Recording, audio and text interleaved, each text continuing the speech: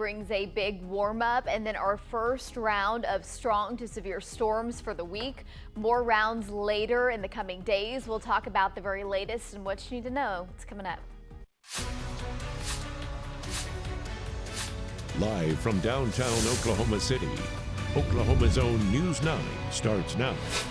Well, good morning, Oklahoma, and thanks so much for joining us for your Tuesday morning. I'm Kylie Dudman again in for Colby. We're finally getting some rain in the forecast. We desperately need it, but it's kind of coming with a little bit of storms too. It does, and as we go into March, it's very typical that our pattern gets more active. We can have severe weather all months of the year, all 12 months, but this afternoon kind of kicks off the week here. So let me walk you through the very latest. We'll have thunderstorms take off in the southwest, down near the Altus area to Hobart, and those will move up into the Oklahoma City metro by about 4 to 5 to 6 o'clock. We'll then have additional thunderstorms develop up in northern Oklahoma, and that will be during the overnight hours and into your early Wednesday. So kind of 2 rounds of storms here, wind and hail. Overall, it is a low threat.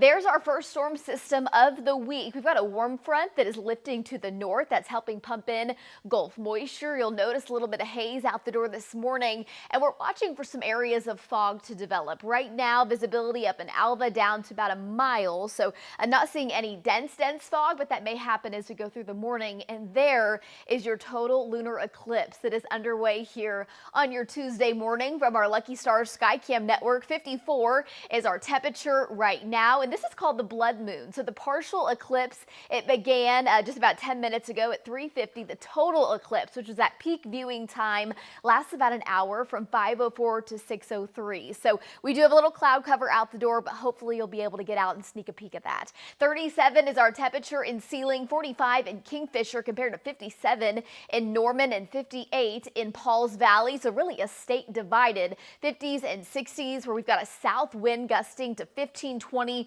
and 25 miles per hour. Coming up, I'll show you a look at future next gen. We'll also talk about the rounds of storms headed our way tomorrow and through the remainder of the week. Kylie. All right, thank you, Megan. Yeah, we'll try to go outside and take a look at that blood moon. Thank you. Well, an overnight shooting leads to a chase, sending one person to the hospital. Take a look at this. Oklahoma City police say they were called to a reported shooting in the 7,000 block of South May and identified a black truck thought to be involved in the shooting. Officers tried to stop the truck, but it took off. Police were eventually able to spin out the truck, but the suspects rammed a police car near Southwest 58th and Black Welder. 2 people were taken into custody. 1 person was taken to the hospital to be checked out. And Oklahoma City police are investigating a shooting that left 1 man critically injured. This happened near Northwest 10th and Mustang Road around 7:30 last night.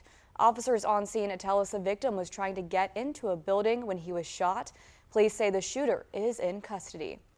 And in southwest Oklahoma, an Elgin school bus carrying dozens of children on board is hit by a semi-truck, sending multiple people to the hospital.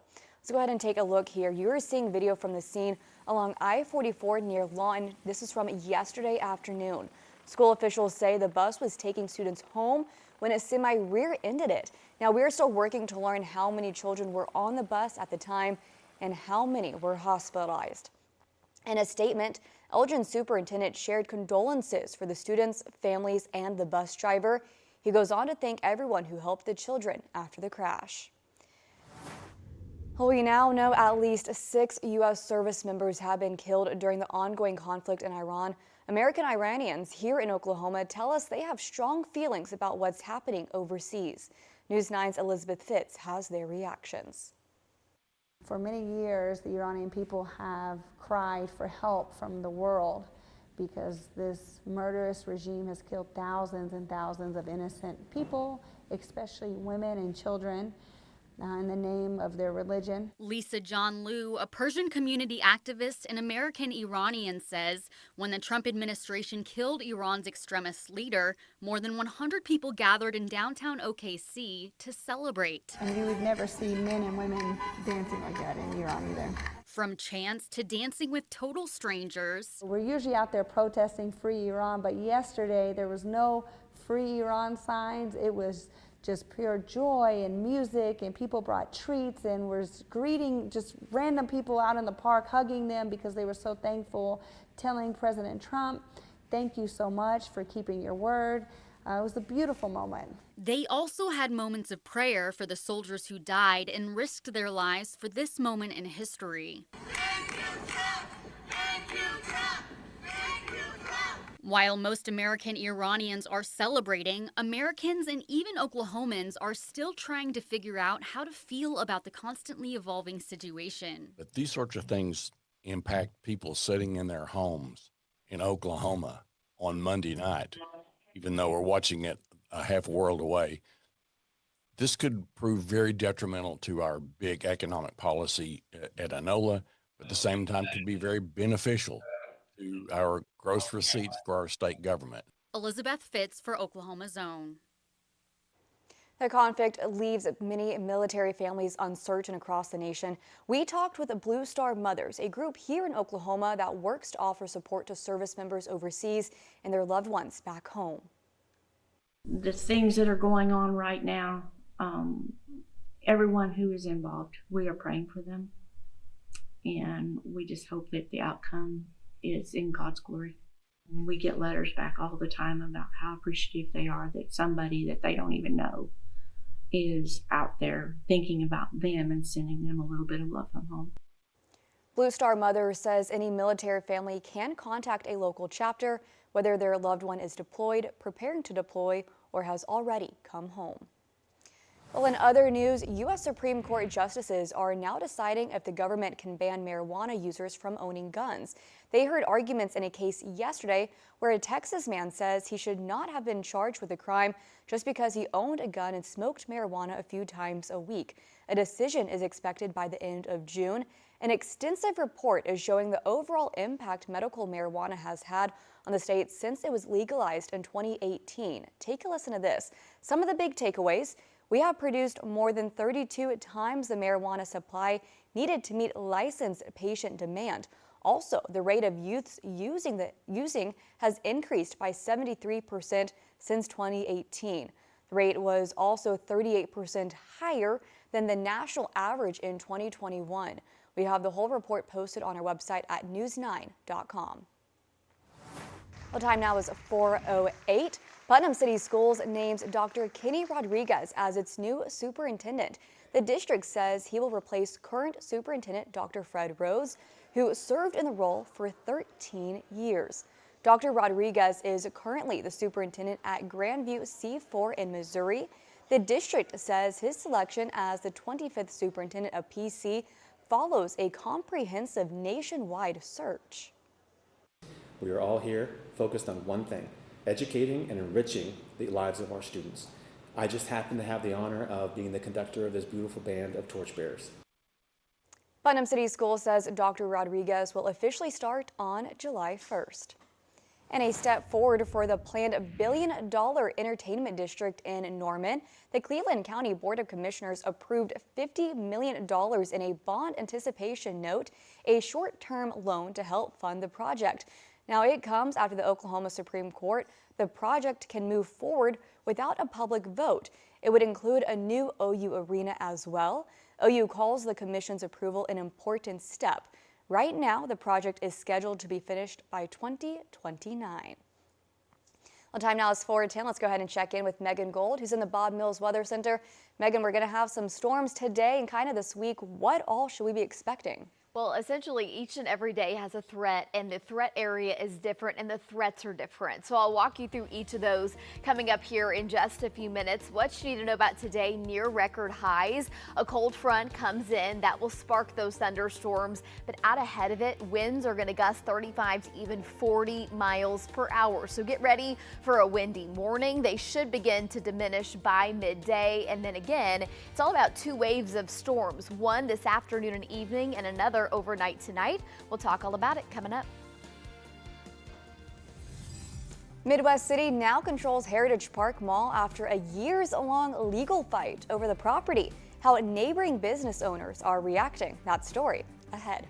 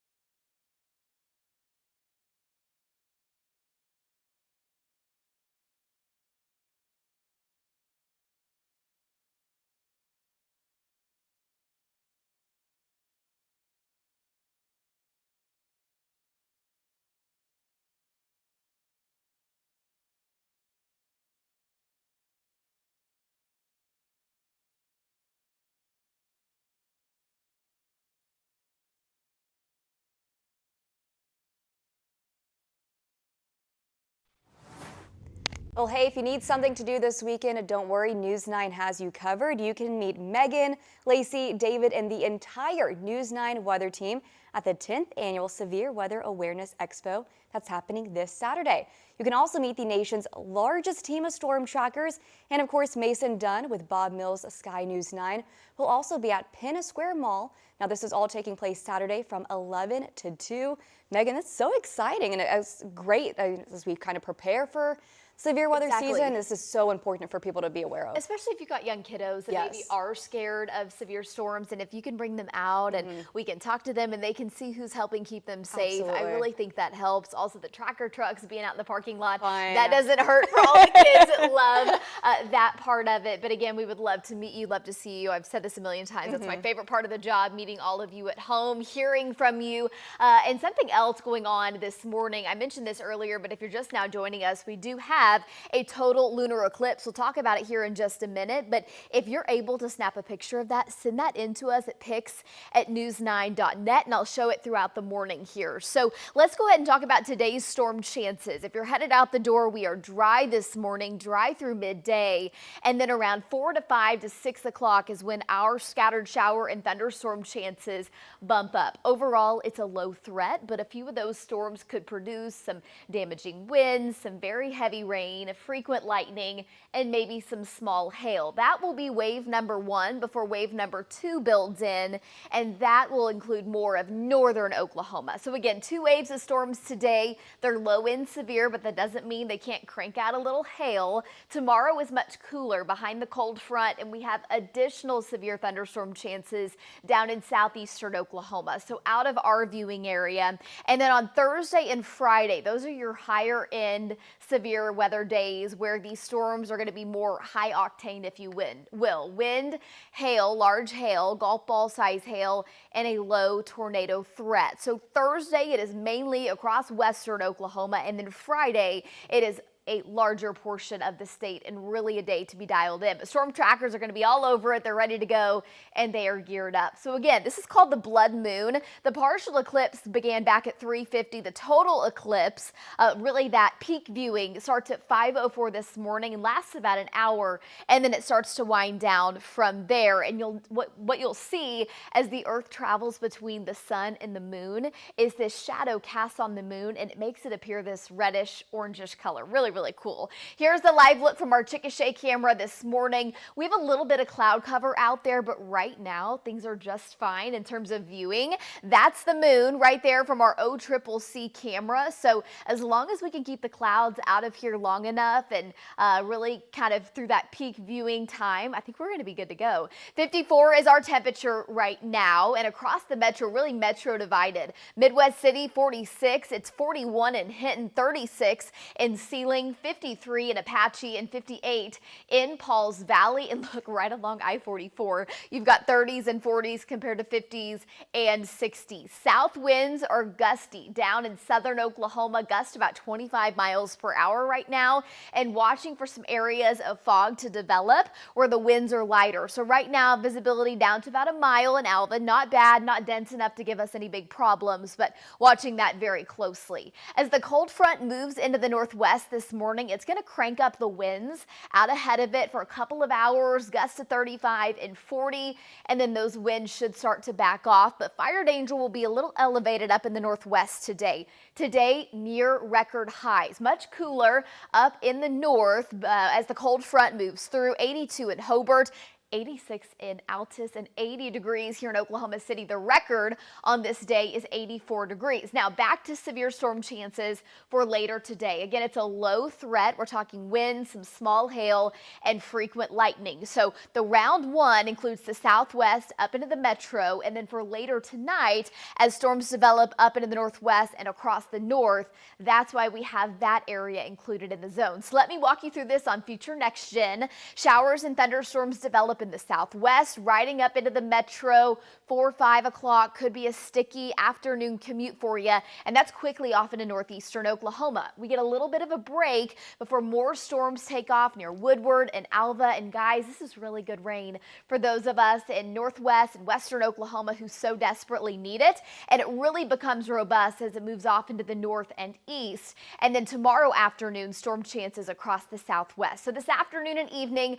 a 60% chance in Oklahoma City. Tonight, temperatures pretty mild with the rain, the thunderstorms ongoing mainly across the north and east. Cold front moves through and we're back to the 50s and the 60s tomorrow. Very warm down to the south and east, which is why additional severe storms will be possible. A slight chance for a few showers in Oklahoma City. And then Thursday into Friday come your higher end severe weather days. Golf ball sized hail, a low tornado threat as the dry line sets up Friday afternoon and evening. We're watching that very closely. We're taking this day by day because we have severe threats every single day. Temperature ups and downs. By the time we get to the weekend, after morning showers on Saturday, we dry it out. Kylie, back over to you.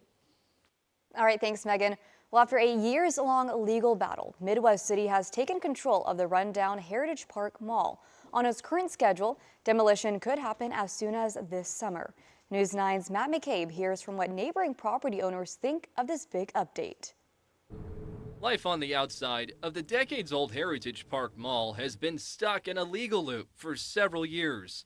Jeremy Dolezal's family, owners of Pelican's restaurant, have seen it all. For sure, yeah. And Dolezal grew up inside of it. Hung out there in high school, saw movies, shopped in all the stores. On another edge of the mall, Frank Wade has lived in the same neighborhood since before the mall was built. One by one, the stores went out. Then we had a person that lived in Edmond who came in and bought this, and he initially said, well, I'm going to try to revive this. And I said, well, that's great. Well, and he never did anything.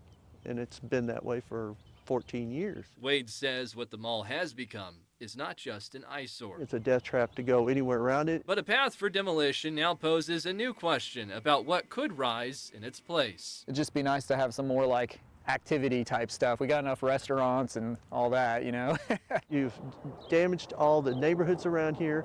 You've kept our home prices all down because of the way you've treated that mall. And it's just a shame. You should be ashamed of yourself. Home and business owners have a few months to settle their feelings and bid goodbye before all that is left is just a parking lot. Matt McCabe, Oklahoma's Own, News 9. At this time, we have not heard back from the previous owner of the mall. They have 90 days to get any personal items out of the mall before demolition can begin. Well, coming up, inspired by a viral ape who carries around a stuffed animal, one zoo decided to join the fun. The sweet moment caught on camera next.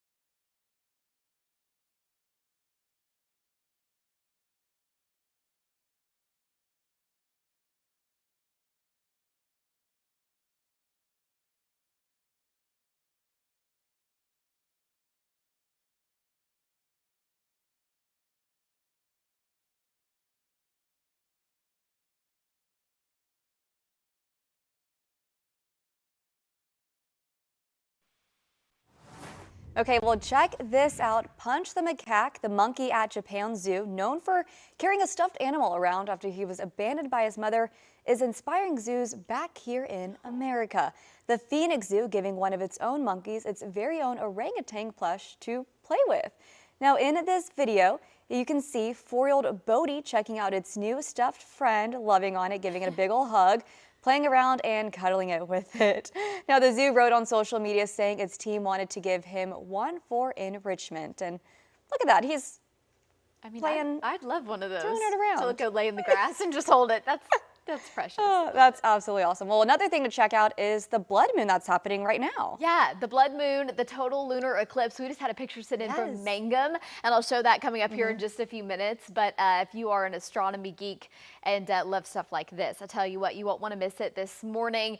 There's the live look from our Lucky Stars Skycam network pointed up at the moon. It is a full moon, so it's very bright. 54 is our temperature right now, 96% humidity, watching for some areas of dense fog to develop. If that happens, it would be up in the northwest. And today, Kylie, look how warm. Wow. 80 degrees. The record on this day is 84 and normal is 58. So you will notice quite a bit of cloud cover around through the day today. The cold front moves up into the northwest. That's why those of you from Freedom, Alva, Woodward, up to Boise City and Guyman, temperatures upper 50s and the low 60s. Now later this afternoon, this is our first round of storms for the week. They develop down in the southwest, moving up into the metro. Robin's coming in doing her dance, her morning dance. She's ready to go. And this is just taking you through future next gen. Again, this is round 1 for the day. We'll have another round that develops into the overnight hours, mainly across the north, and a chance for a few of those here in Oklahoma City. So more threats as we go into your Wednesday, Thursday, and Friday, especially Thursday and Friday with a tornado threat. We'll talk all about it coming up. Definitely be weather aware today and this week. Thanks, Megan. Well, hey, thanks for waking up with News 9 this morning, but stay with us because Robin and Lacey will join us in the next half hour. There's Robin right there. More news and weather after the break.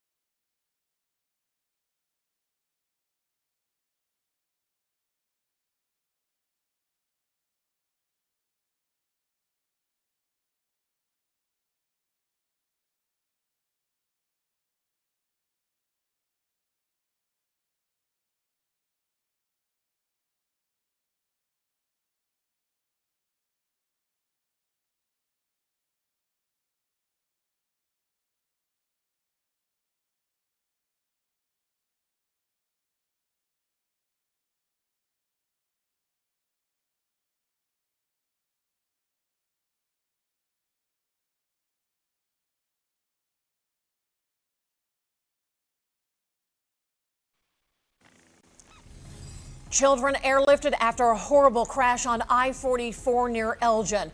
The school bus was full of kids. It was hit by a semi on I-44. Again, multiple people were taken to the hospital. I'm Robin Marsh. What we're learning from investigators, it's coming up this morning. Plus, Putnam City Public Schools names its newest superintendent following a nationwide search. I'm Lacey Lowry. Coming up, who will replace the retiring Dr. Fred Rhodes after 13 years in that seat? Good morning, I'm meteorologist Megan Gold. Today begins our stretch of daily severe weather chances. By the time we get into Thursday and Friday, there is a low tornado threat. We'll talk all about it. Your Tuesday forecast is coming up. Live from downtown Oklahoma City, Oklahoma's own News 9 starts now.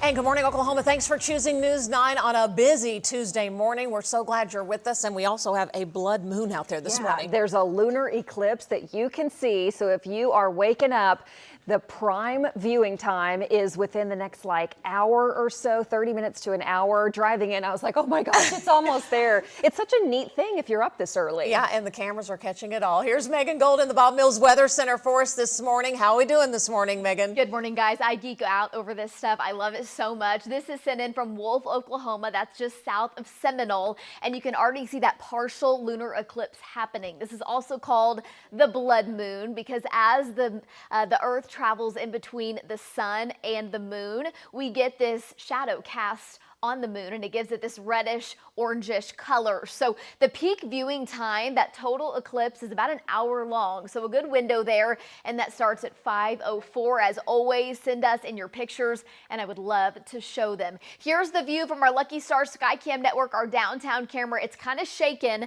but I don't know if you can see there as we're starting to see a little bit of a shadow there on the moon. It is a full moon as well, so it is very bright this morning. 54 is our temperature. We were worried about a little bit of cloud cover, but so far we're doing just fine. 39 is our temperature in El Reno, Jones 47, 59 in Shawnee, 64 in Byers, and 58 in Pauls Valley. So really a state divided from 50s and 60s to 30s and 40s. Up in the northwest, winds are lighter, and down to the south, winds are gusting to about 25 miles per hour. Some dense fog has developed up near Alva this morning, and that's still possible as we roll through the morning. This afternoon, near record highs as the cold front moves into the state. That will spark strong to severe thunderstorms. We'll talk all about it coming up here in a few minutes, guys. An overnight shooting leads to a police chase and ends with one person in the hospital. Oklahoma City police say they were first called to a shooting at Southwest 7th and May and realized a black truck at the scene was probably involved in the shooting. They tried to pull over the driver. He took off. Police eventually spun the truck out, but say that the suspects rammed a police car. This was all near Southwest 58th and Blackwelder. Finally, two people taken into custody. As you can see from this video, one of them had to go to the hospital to be checked out. Oklahoma City police are investigating a shooting that left one man critically injured. It was near Northwest 10th and Mustang Road about 7:30 last night. Officers tell News 9 the victim was trying to get into a building when he was shot. Police say the gunman is in custody. No names have been released. And the big news this morning, more on that horrific crash in southwest Oklahoma right on I-44. An Elgin school bus carrying dozens of children is hit by a semi on the interstate. Multiple people have been injured. Here's the video. I've never seen anything like this on I-44. As you see, two helicopters meta-flighting patients to Oklahoma City. This was right about 3:30 yesterday afternoon, right near Elgin and Medicine Park. School officials say the school bus was taking students home when a semi rear-ended it. We're still trying to figure out how many kids were on board the bus and how many have been hospitalized. In a statement, Elgin Superintendent sharing condolences for the students, the families, the bus driver. The superintendent goes on to thank everyone who helped the children after that crash. Keep it here on News 9. We'll have more throughout the morning. Another big story we're following, the ongoing U.S. and Israel strikes on Iran are expected to be discussed when President Trump hosts the German chancellor at the White House today. A big topic they'll be talking about. The Pentagon now says at least 6 U.S. service members have been killed since the bombing began. CBS's Bradley Blackburn has the update. Blasts rocked Tehran early Tuesday. The Pentagon says U.S. forces destroyed Iranian military command facilities, airfields, and missile and drone launch sites. Overnight, suspected Iranian missiles were shot down over Doha, while Saudi Arabia's defense ministry said Iranian drones struck the U.S. embassy in Riyadh, causing minor damage. The hardest hits are yet to come from the U.S. military. Monday, Secretary of State Marco Rubio warned the next phase of operations will be even more punishing for Iran. He held a briefing with lawmakers that some Democrats say sparked more questions than answers. This is Trump's war. This is a war of choice. He has no strategy. He has no end game. President Trump defended the strikes in a letter to Congress obtained by CBS News, arguing, quote, the threat to the United States and its allies became untenable. This was our last best chance to strike. The president says operations will continue until Iran's missile capabilities, nuclear ambitions, and navy are all destroyed. We projected 4 to 5 weeks, but we have capability to go far longer than that. The president added in a lengthy social media post overnight that U.S. munitions stockpiles have, quote, never been higher, and that wars can be fought forever using those supplies. Bradley Blackburn, CBS News, New York. The conflict leaves so many military families, including here in Oklahoma, uncertain, asking what's next. We actually spoke with the Blue Star Mothers Group. They're here in Oklahoma, and they offer support to service members overseas and their loved ones back here at home. Take a listen. The things that are going on right now, everyone who is involved, we are praying for them. And we just hope that the outcome is in God's glory. We get letters back all the time about how appreciative they are that somebody that they don't even know is out there thinking about them and sending them a little bit of love from home. Blue Star Mothers says any military family can contact a local chapter, whether their loved one is deployed, preparing to deploy, or has already returned home. Putnam City School District names Dr. Kenny Rodriguez as the new superintendent for the district. Putnam City says he will replace the current retiring superintendent, Dr. Fred Rhodes, who's been at the helm there at Putnam City for 13 years. Dr. Rodriguez is currently the superintendent at Grandview C4 in Missouri. The district says his selection as the 25th superintendent for Putnam City District follows a comprehensive nationwide search. We are all here focused on one thing: educating and enriching the lives of our students. I just happen to have the honor of being the conductor of this beautiful band of torchbearers. Putnam City says Dr. Rodriguez will officially begin his new role on July the 1st. Welcome to Oklahoma. Hennessy Public Schools announces classes will resume today following a bomb threat investigation that led to the arrest of a juvenile. The district sent out an email Sunday canceling classes for Monday as Hennessy police and the Highway Patrol investigated.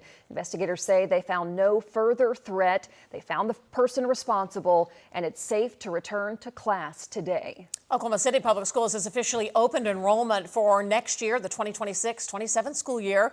New and returning families are encouraged to apply either online, in person at their student's school, or at one of the district's enrollment events. You can apply right now at okcps.org. We'll link all that information on our website, news9.com. If that doesn't tell you we are moving along this year, they're starting enrollment for next year. Spring break will be here in a blink, right? It's crazy how fast. Yeah, and we've got springtime weather too. We could see a little commotion coming up. Issues today. Megan, we got problems.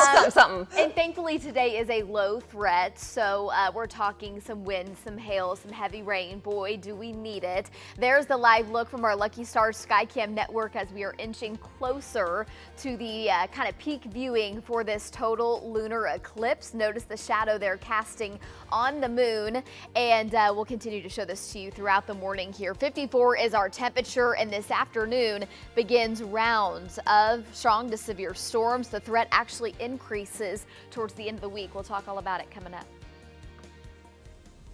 And coming up this Wednesday on my podcast, In the Spotlight, what happens when your biggest professional loss becomes your greatest personal blessing? Former Lieutenant Governor Todd Lamb gets very candid about losing the governor's race back in 2018 and why he now believes that moment redirected his life for the better, as he's now the president of UCO in Edmond. Our full conversation drops this Wednesday morning on YouTube, Oklahoma's own Originals channel. I hope you'll be watching at 10:30 a.m. Wednesday.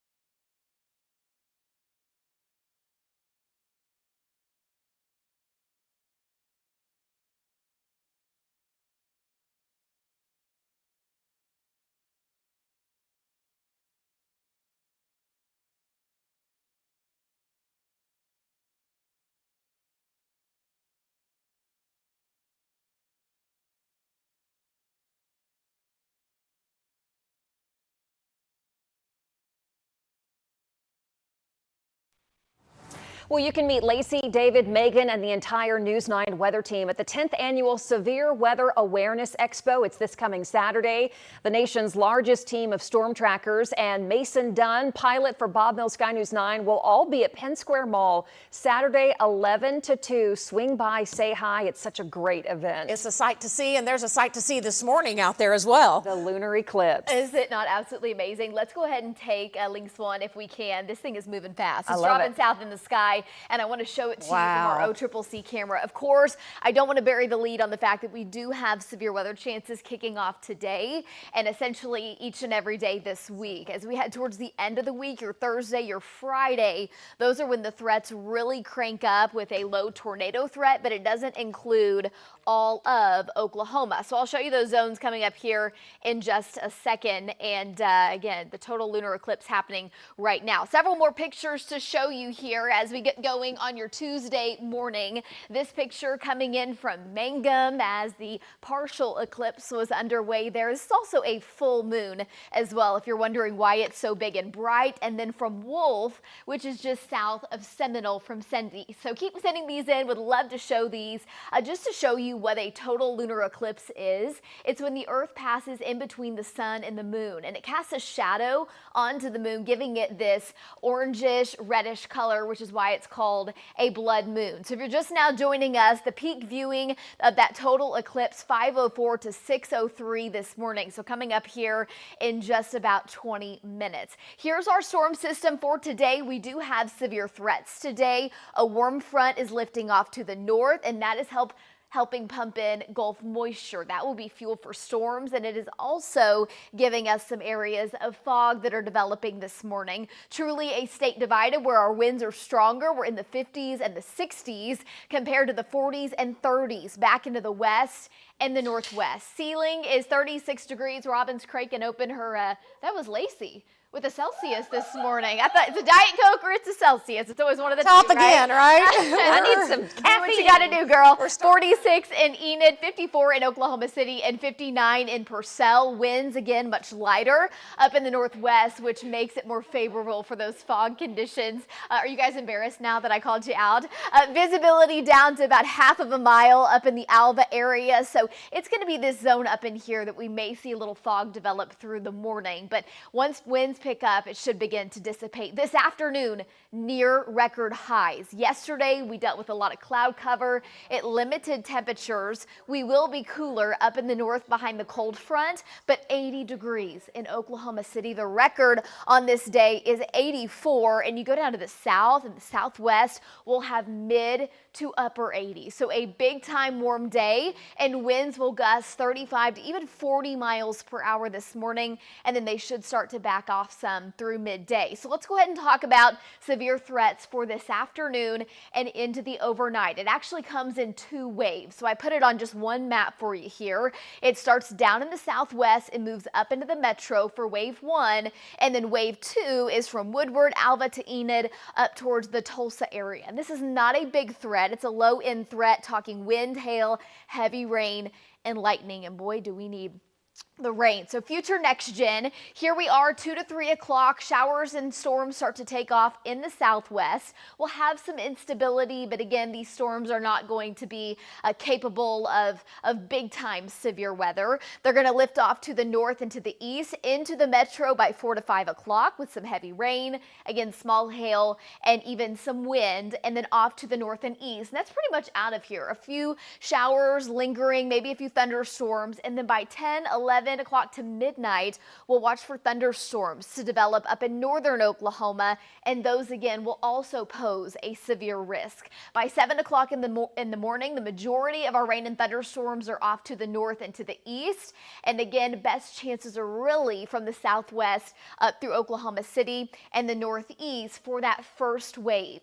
Wave number 2, highest chances from the north down to the south and to the east, and about a 40% chance down in the southwest, 60% chance here in Oklahoma City. Behind the cold front, tomorrow is much cooler. We'll have cloud cover around, and where that cold front is down in southeastern Oklahoma brings additional threats. So that'll be out of our viewing area. Again, Thursday and Friday are our higher severe weather days where we're watching for those higher octane storms that will rotate, produce up to golf balls, high hail, and even a low tornado threat. On Friday afternoon and evening, the dry line sets up in western Oklahoma, and we have a large portion of Oklahoma under a severe weather threat. Storm trackers will be out and they will be ready to go. 80 degrees today, 57 tomorrow, back to the 70s on Thursday and Friday. And don't forget, the beginning of daylight saving is on Sunday morning at 2 a.m. Guys, back to you.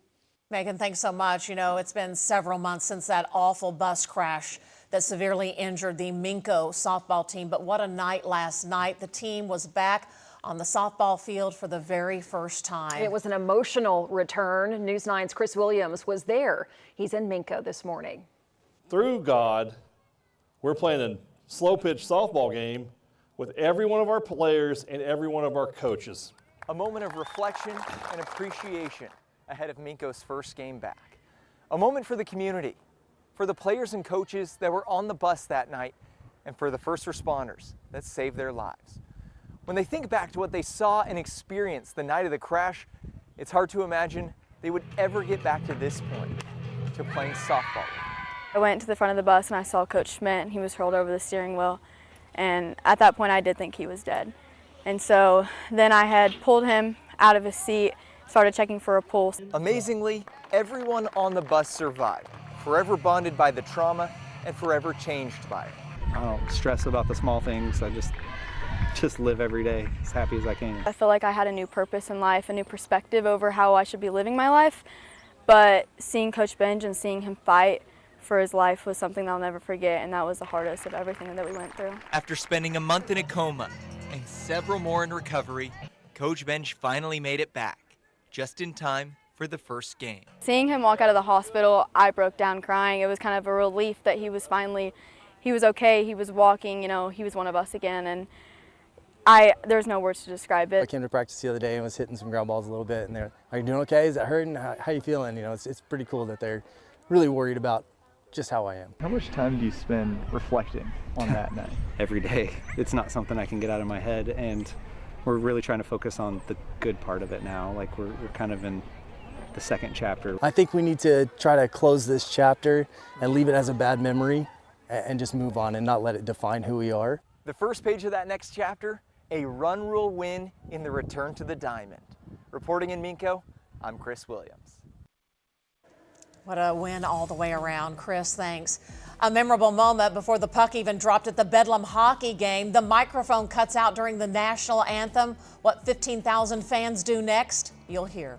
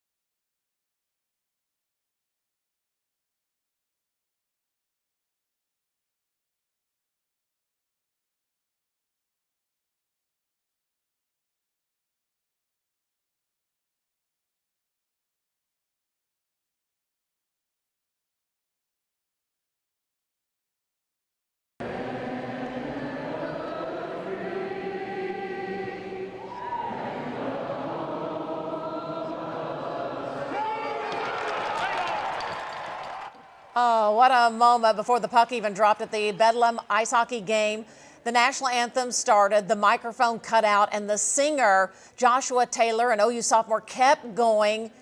And there you hear the crowd joined in, 15,000 fans, making sure that the song was finished right on the good note. Sounds even better with the whole crowd in it. Way to go. Yes. They're like, we're not going to leave you hanging. We got you. We all know the words. Let's We sing should all know it. the words. Exactly. Sooner fans like to add a little Oh my sooner God. in there at They the do. end, don't they? I'm sure they were loud about that. Oh my gosh. I didn't realize there was a Bedlam ice hockey game. That's I know, I pretty didn't cool. either. So they played it in Tulsa, I guess. In Tulsa, there we you go. Okay. Common ground. Yeah. Yeah. How are we looking this morning? So this morning we're good. We have a mix of 30s and 40s out the door, and then 50s and 60s down to the south and east of Oklahoma City. This is a wild weather week, as you know. We have daily threats each and every day.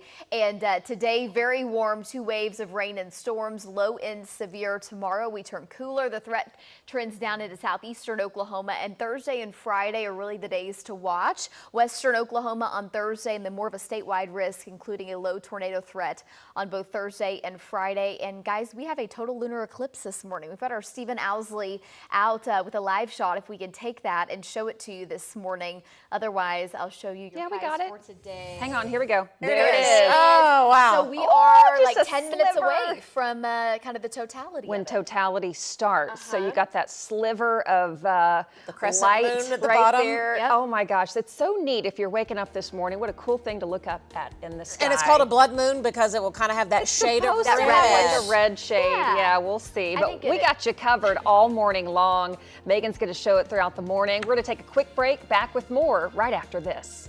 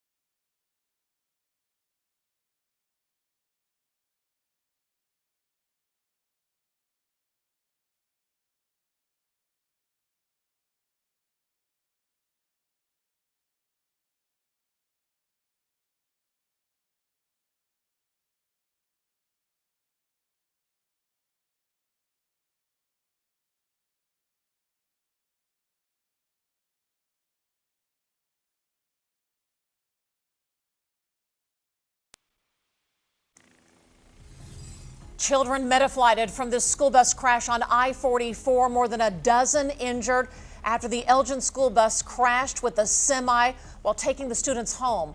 I'm Robin Marsh. What we know this morning about the extent of injuries and this.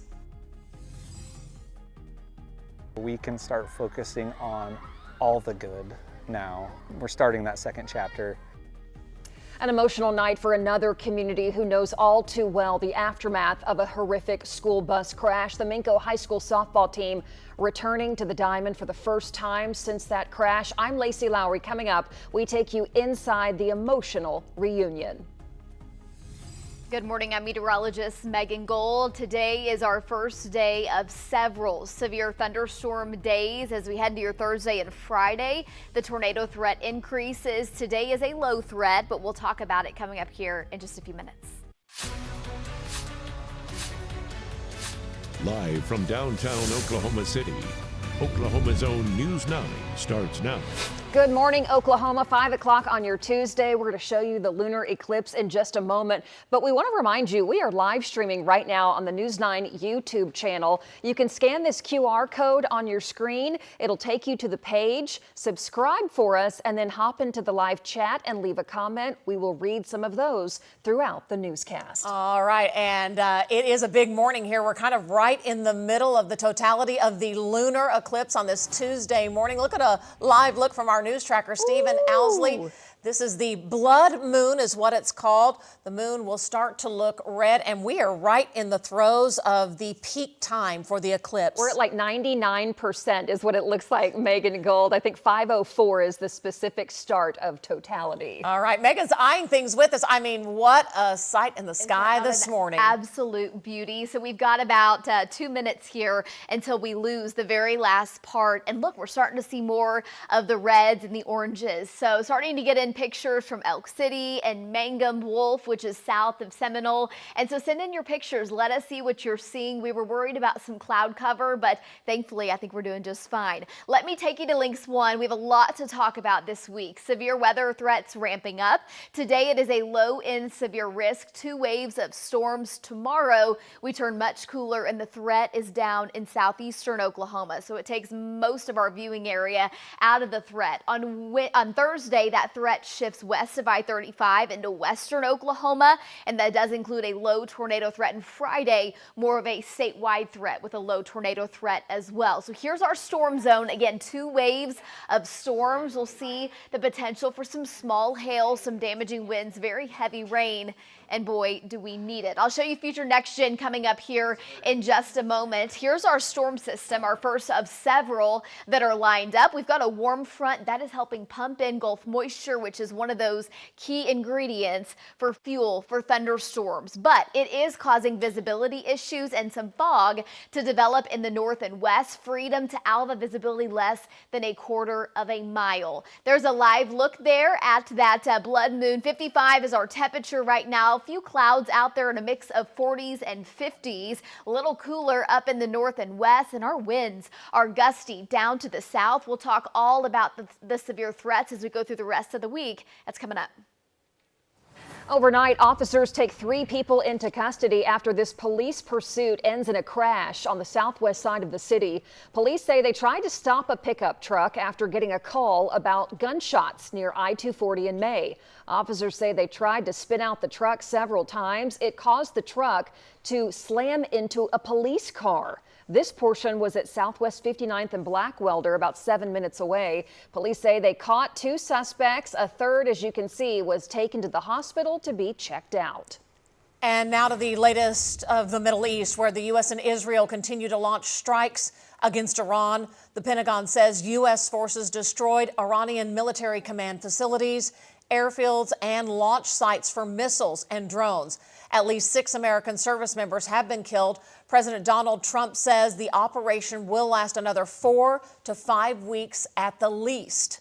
American Iranians here in Oklahoma tell us they have some strong feelings about what's happening overseas. Yeah, News 9's Elizabeth Fitz shares their stories this morning. For many years, the Iranian people have cried for help from the world because this murderous regime has killed thousands and thousands of innocent people, especially women and children. in the name of their religion. Lisa John-Liu, a Persian community activist and American Iranian, says when the Trump administration killed Iran's extremist leader, more than 100 people gathered in downtown OKC to celebrate. And you would never see men and women dancing like that in Iran either. From chants to dancing with total strangers. We're usually out there protesting free Iran, but yesterday there was no free Iran signs. It was just pure joy and music, and people brought treats and were greeting just random people out in the park, hugging them because they were so thankful, telling President Trump, thank you so much for keeping your word. It was a beautiful moment. They also had moments of prayer for the soldiers who died and risked their lives for this moment in history. While most American Iranians are celebrating, Americans and even Oklahomans are still trying to figure out how to feel about the constantly evolving situation. But these sorts of things impact people sitting in their homes in Oklahoma on Monday night, even though we're watching it a half world away. This could prove very detrimental to our big economic policy at Enola, but at the same time could be very beneficial to our gross receipts for our state government. Elizabeth Fitz for Oklahoma's Own. And there are concerns about the impact of the strikes on gas prices. AAA reports it cost about $2.62 right now for a gallon of regular unleaded in Oklahoma. It's up 15 cents from yesterday. We're watching the oil prices this morning. 14 people are injured, 3 of them critically, in an Elgin school bus crash on I-44. This was just north of Lawton. Look at this scene on the interstate. School leaders say the Elgin bus was taking students home yesterday when a semi that was hauling cars rear-ended the bus on I-44. According to KSWO in Lawton, OHP says 38 people were on the bus, 14 injured. As you can see, 2 had to be meta-flighted to a hospital. A 3rd was taken by ambulance. They are critical. The district has not yet said if classes are affected this morning. We know the small community of Elgin gathered for a prayer vigil last night. Back here in the metro, police say 1 man is in the hospital with critical injuries after he was shot in Yukon. Police say he was trying to get into a building near Northwest 10th and Mustang Road around 7:30 last night when a person checking on the property shot him, thinking it was a burglar. The shooter is in custody. Police are trying to sort through everything. And News 9 has learned charges will not be filed against the people involved in a shooting that injured 3 people in Norman last week. It was breaking news here on News 9 this morning. A gathering at a home near Main Street and 36th Avenue Northwest ended in a fight with a lot of gunfire. Police say 2 men shot each other. A woman was hurt. Norman police say they did not arrest anyone. And now the Cleveland County District Attorney says he will not be filing charges because there was not enough evidence of self-defense from both parties. A big update here. Cleveland County leaders approve a $50 million bond note to pay for the Rock Creek Entertainment District in Norman. Now, this funding comes just 1 month after the Oklahoma Supreme Court ruled that the billion-dollar project can move forward without a public vote. The entertainment district will include a new OU arena that replaces Lloyd Noble Center. The university thanking the commissioners, calling their vote an important step.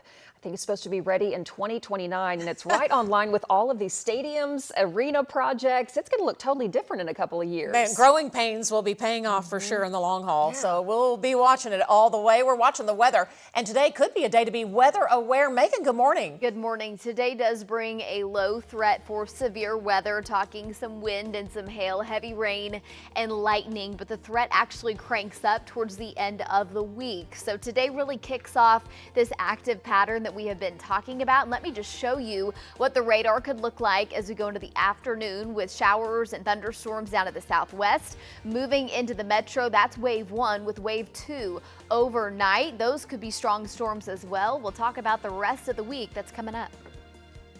Still ahead, keeping your children safe while using popular artificial intelligence tools, AI. What experts say parents need to watch out for. The story coming up.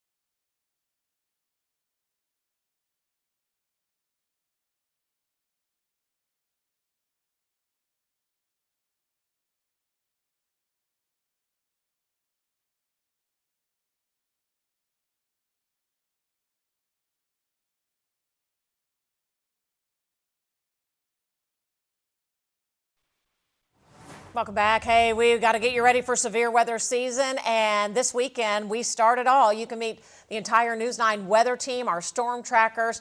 David and Lacey will be there. Mason Dunn, Bob Mills, Sky News 9. It's all this weekend. The 10th annual Severe Weather Awareness Expo.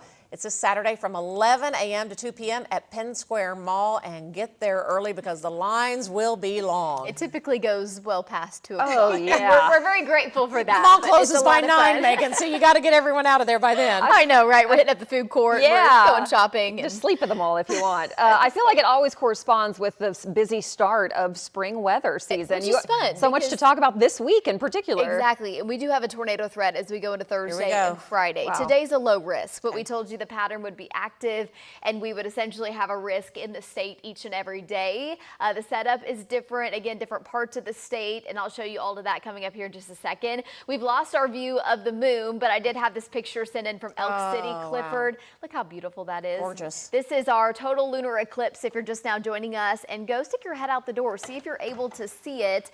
We are in that totality phase right now. It lasts about an hour.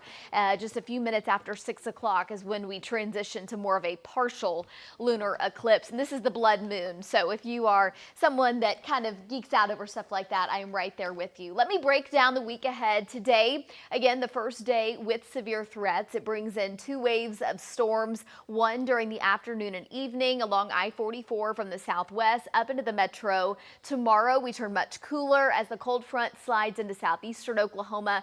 That's where our severe chances shift. And then by Thursday, it is a higher threat, and that is across western Oklahoma. The silver lining there is more rain for western Oklahoma, and boy, do we need it. A low tornado threat. And then Friday is a day that we have been eyeing for a couple of weeks now for a kind of a larger threat. So let me walk you through future next gen starting today all the way through Friday. And remember, this is just one model run, so this is not necessarily exactly where storms will go up, but there has been quite a bit of agreement among some of the data. So by 2 to 3 o'clock this afternoon, a few elevated showers and thunderstorms down in the southwest up into the metro. These will lift off to the north and to the east, and then into the overnight tonight, additional thunderstorms taking off in the northwest and the north, and all of that moving off to the north and to the east.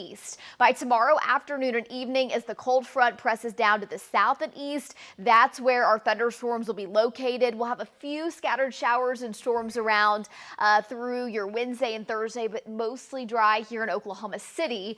And then by Thursday evening, this is what we're going to watch as thunderstorms take off, really supercells more than likely, rotating storms in the Texas Panhandle and down in southwestern Oklahoma. And these are going to lift up to the north and to the east. And they look kind of scary, don't they? From Hobart to Clinton to Tologa. So these could be big hail producers. Again, they could also be tornado producers, but just because a storm rotates doesn't mean it will produce a tornado. So the highest threat is going to be to the west of I-35 and up into northern Oklahoma. And then by Friday, it's more of a statewide risk as the dry line sets up to the west and thunderstorms take off and kind of just blossom as they move off into northeastern Oklahoma. Here is today's storm. There's another storm that comes in that brings us our threat for Thursday and Friday, and we have more storms lined up as we go into next week. So it is really a jam-packed first couple of weeks of March for us. As that warm front pumps in Gulf moisture, we do have quite a bit of haze out there. You'll notice that in the low levels, some visibility issues definitely up into Kansas. So heads up if you're traveling northbound from Buffalo to Woodward, some fog there, and then dense fog over the Alva area this morning down to Waynoka and Freedom. Temperatures are running in the 30s and 40s, so no freezing fog. We're above the freezing mark. Very mild here in Oklahoma City, 55 degrees, upper 50s and low 60s down to the south and east. So where our winds are lighter, that's where your more favorable conditions are to have fog develop. Down to the south of Oklahoma City, winds out of the south 10 to 20, a few gusts to 25. And this afternoon, near record highs, 80 degrees. The cold front moves into the north and west. Temperatures much cooler there. And again, our storm zone for today starting at about 4 o'clock. So the highest chance for thunderstorms this afternoon and evening from Hobart into Oklahoma City, off to the north and to the east. That's out ahead of the cold front. And then tonight through tomorrow morning, the highest chances from Woodward to Alva to Enid, really across northern Oklahoma and back down to the south and west. And that is wave number 2. Tomorrow, much cooler, upper 50s, low 60s. The cold front down to the south, that will spark additional strong to severe storms in far southeastern Oklahoma. And then Thursday evening and night, here's our storm zone, that orange, a moderate threat for severe weather, golf ball size hail, a low tornado threat. I did include the Oklahoma City metro in that. And then on Friday, the dry line sets up, cold front in the north, and that cold front will ultimately move through as we go into your Saturday. So again, a jam-packed 9-day forecast. We are taking this thing one day at a time. The good news, a few morning showers on Saturday, and by the afternoon, we are dry. Make plans to be outdoors this weekend. It looks great before more thunderstorms next week, guys. Back over to you. Megan, thanks so much. Well, AI is quickly becoming a part of all of our lives, even for our kids and our teens and parents. You really have to pay attention. News 9's Madison Jones explains what families need to watch out for. A new survey shows nearly 7 in 10 high school students are already using ChatGPT for schoolwork, and 1 in 5 teens say they or someone they know has used AI for a romantic or emotional connection. Experts say that while this technology can be helpful, it can also cross the line. AI is already a part of our daily life. I use it for my homework, like multiple choice questions. New research shows 69% of high school students report using ChatGPT to help with schoolwork. But experts say there are downsides to relying on AI too much. We don't want them to be going to any kind of AI platform for everything either, or they won't learn to use their own brains.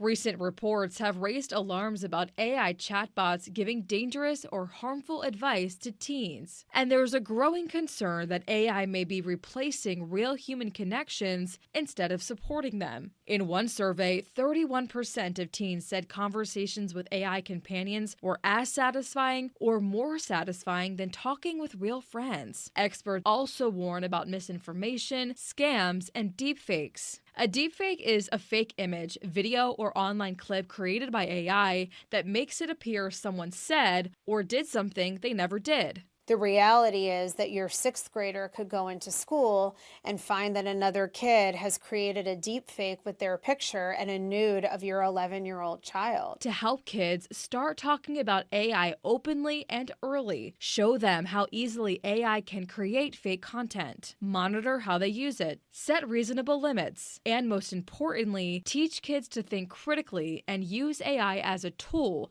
not a replacement for real friendships or trusted information. Experts say if your child seems emotionally attached to a chatbot or hides how they're using AI, that's a red flag and could be a sign that it's time to step in. For Oklahoma's Own, I'm Madison Jones. Madison, thanks so much. All right, coming up, prices of this year's Run to Remember Marathon Run are going up this week. Have you registered?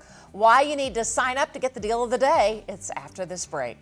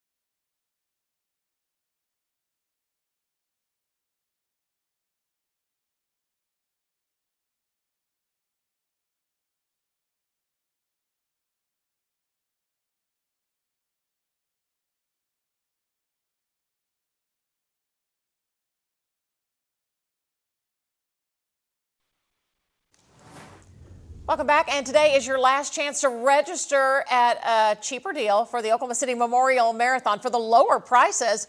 Why don't you go ahead and register? The fees actually go up at midnight for all 6 races. Marathon weekend will be here before you know it. It starts April 24th, and you know what? News 9 is your marathon station. You'll be able to watch the actual Memorial Marathon, the coverage live right here on that Sunday morning on News 9. It's one of our favorite things to do. It really is, and I love that those numbers are getting back up like they were before COVID Yeah, you're right, happened. yeah. And so it's like 20+ thousand people all in downtown Oklahoma City. We have people from running every for a state, cause. almost every country and continent even almost coming to OKC. It's crazy, it's almost here. Yeah, that's the truth. And that means springtime weather is here as well. Megan, things could get a little dicey today. What are you watching? Watching for a few scattered showers and storms to take off later this afternoon and evening. It's a low threat overall. More storms across the north into the overnight hours, talking some quarter to $half size hail, some damaging winds, 65 miles per hour, heavy rain. Boy, we will take that rain. And before I let you go, I do want to show you from the Associated Press this morning. Check out this live shot of the total lunar eclipse, the blood moon. We will talk all about the threats headed our way today. Also into your Thursday and Friday, there is a low tornado threat that's coming up. And still to come, Putnam City Public Schools welcomes its newest superintendent. You'll meet him coming up at 5:30.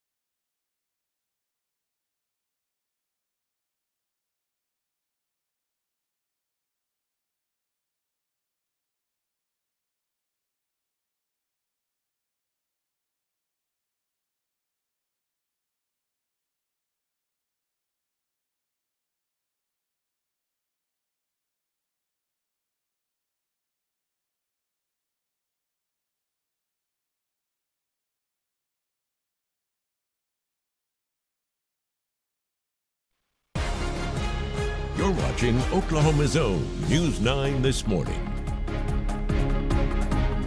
Your top stories at 5:30. The Oklahoma Highway Patrol says 14 people were injured, 3 of them critically, after a semi-trailer truck rear-ended an Elgin school bus. It all happened on Interstate 44. The district says the bus was taking students home from school when the crash happened on I-44 just north of Lawton. 2 people were medi-flighted, the helicopters landing right there on the interstate. A third was taken by ambulance. We're still trying to figure out if school is in session today for Elgin. Yeah, our thoughts are with the folks from Elgin, and the folks in Minco know all too well about horrific bus crashes. But it was an emotional night last night as the Minco Lady Bulldogs, the softball team, played their first softball game since surviving that horrific bus crash that happened to their team last September. The crash left several players and one of their coaches seriously injured, but last night, a glorious night, the team honored those first responders who arrived so quickly there and saved their lives. In fact, you're going to hear from the players and the coach coming up. In fact, 2 communities kind of united this morning, really the same story. Our thoughts with both communities, especially those folks in Elgin this morning. We do want to remind you, as you're waking up with us on a Tuesday morning, we are streaming now live right on the YouTube channel. Lacey? Yeah, just scan this QR code on your screen. It'll take you to the page. Subscribe to the channel and then leave us a comment in the live chat. We'd love to know where you're watching from this morning. Right now, we got to talk a little bit about that weather. It's a Tuesday, and things could get a little tricky out there today, weather-wise. Starting a week of severe weather watches. Let's get over to Megan. She's in the Bob Mills Weather Center. Hey, Megan. Hey, guys. Today, we do have a threat for severe weather. It's a low-end threat, but essentially a threat each and every day through the remainder of the week in different parts of the state. The setup is different. We have another storm coming in from the west, not the storm from today that causes the tornado threat later in the week. We'll talk all about it, but this morning we do have a total lunar eclipse and want to shout out Chris and Shawnee for sending this picture in. So keep sending them in. Would love to show them taking on that orangish reddish color as we are in the totality phase until 6:03 this morning. Taking a look down from space, we do have a little cloud cover that is filtering in, so at times that may obscure your view, but overall we've been able to have a lot of folks take pictures and enjoy the view of that total lunar eclipse. Here is today's storm system. The warm front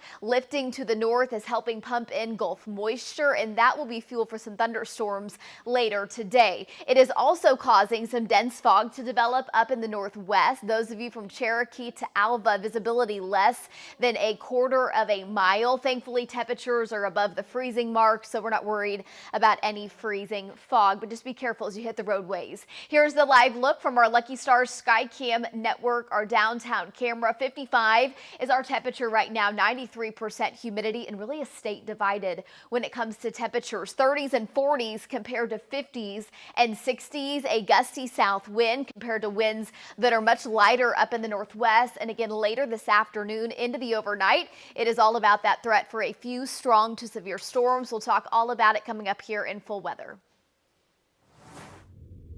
We are all here focused on one thing: educating and enriching the lives of our students. I just happen to have the honor of being the conductor of this beautiful band of torchbearers. That is Putnam City Schools' 25th superintendent. The new superintendent was just announced. Yeah, in fact, the district says it was a search that stretched across the country. The district, though, is bringing it back home, hiring an Oklahoma native. News 9's Kylie Dedman was at the announcement. Kylie, you're telling us more about Dr. Kenny Rodriguez. Yeah, so although he spent his last 10 years in Missouri, Dr. Kenny Rodriguez is no stranger to Oklahoma. He's a graduate from Broken Arrow High School as well as Oklahoma State University. Dr. Rodriguez spent a meaningful part of his education career here in the Sooner State. Now, he created the city of Tulsa's first early college high school and also directed a dynamic network serving more than 1,000 students. According to the district, Dr. Rodriguez's background, his leadership, and proven track record were seen as strong feedback on securing his role. Dr. Rodriguez says he's excited to be working at a school district that has a deep history and is ready to build on the connections with students, staff, and parents. It's really around meeting the people who are actually doing those jobs and finding out really what's worked, what hasn't worked, and then looking at how do I maybe help nudge in the right direction and push the work forward. In a statement from the district, Putnam City is gaining a creator, communicator, innovator, partner, and a proven leader. We are celebrating this exciting new chapter with great enthusiasm and a deep respect for the road that brought us here, end quote. Dr. Rodriguez succeeds Dr. Fred Rhodes, who has served as superintendent of Putnam City Schools for 13 years, the longest tenure of superintendents in the district's 112-year history. Robin. Oh man, thanks so much, Kylie. We appreciate it. And welcome to Oklahoma, Dr. Rodriguez. He will officially take over on the first day of July. Welcome back home, we should say, right? New this morning, the Wellston police chief resigns a year after his certification was suspended for missing training. Records show Alfred Hancock became interim police chief in Wellston in December of 2019 after the previous police chief resigned. State law requires full-time officers to complete training mandated by the Council on Law Enforcement Education and Training, or CLEAT. Well, new documents show CLEAT suspended Hancock's certification in May of 2025 because he didn't complete required training for 3 years. CLEAT reinstated him later in December of last year, saying he complied with training and paid a reinstatement fee. In a Facebook post, the town of Wellston now says Hancock resigned as police chief on Wednesday of last week and thanked him for his service. Officials say Sean Stewart will now serve as the interim police chief. Well, a jury trial is set to start today for a former assistant district attorney who is facing child porn charges. We're talking about Kevin Etherington. Here he is. He actually served as the assistant DA for Payne and Logan counties. That's Stillwater and Guthrie. He did so for 8 years. He was arrested in 2022 after state investigators say they found 153 sexually explicit photos of young girls on his devices. His trial is set to start at 9 a.m. this morning. A bill hoping to make child grooming a felony in Oklahoma is moving its way through the state capitol. Here's a live look on the Lucky Star Skycam network this morning of our capitol. That bill defines grooming as starting a relationship with a minor for sexual intentions. We've reported on this situation many times in our state. If this new bill is signed into law, those found guilty could face up to 10 years in prison and a $10,000 fine. The bill passed out of committee. It will be heard on the Senate floor next. We'll be following it. And a big deadline for state lawmakers this week. Bills must be passed out of committee in the chamber it was authored by this Thursday. If not, those bills are considered dead. They cannot be heard the rest of the session. Hey, this week on my podcast, In the Spotlight, it's Wednesday morning. What happens when your biggest professional loss becomes your greatest personal blessing? How do you process all that? Well, the former Lieutenant Governor Todd Lamb gets very candid about losing the governor's race back in 2018. He told me he was shattered. He was devastated. But now he says he's grateful for that moment because it redirected his life. He's now the president of UCO in Edmond. Our full conversation drops this Wednesday at 10:30 on Oklahoma's Own Originals YouTube channel. I think you'll be very impressed how candid he is about, he was really kind of upset about it. He didn't even make it past the primary. And he almost thought that was going to be like a done deal, that he would at least make it to a runoff. Yeah. And he didn't. And it was really kind of a shocker for politics in the state. Well, and how hard to deal with. Your biggest setback is on such a public stage. Yes. It's not just you dealing with it, it's everyone watching you deal with it. Yeah, sometimes your pain is private. His was very public, and I really enjoyed and I really appreciated just how vulnerable he was in our conversation. I can't wait to hear it because he's such an interesting guy. He's done so much over his life. He really has. He's been Secret Service, he's been Lieutenant Governor, he's now UCO President, and he's an all-around good guy. He's really funny. I think you'll see that in the podcast. 10:30 tomorrow. All right, let's get over to Megan. 5:30 right now, and it's primetime viewing for that lunar eclipse. It is, and we've had so many amazing pictures rolling in. A little bit of cloud cover. Was hearing from some folks in El Reno in our live YouTube chat that some of the cloud cover was obscuring the view. But if you're able to hear over the next about 25 to 30 minutes as we continue with peak viewing, go snap a picture and send it in to us. It is a beauty. Again, a blue moon for a total lunar eclipse. Hey, the big headline here is that we have big time rain headed to Oklahoma. Several waves of strong to severe storms. Today is a low threat, but into your Thursday and Friday, the threat cranks up with a tornado threat. We'll talk all about it coming up here in Full Weather. Taking a live look on the Lucky Star Skycam network, we'll have a traffic report to get you ready before you hit the road. That's Northwest Expressway right there. That is the American Fidelity camera showing Broadway Extension. Your traffic report next right here on 9.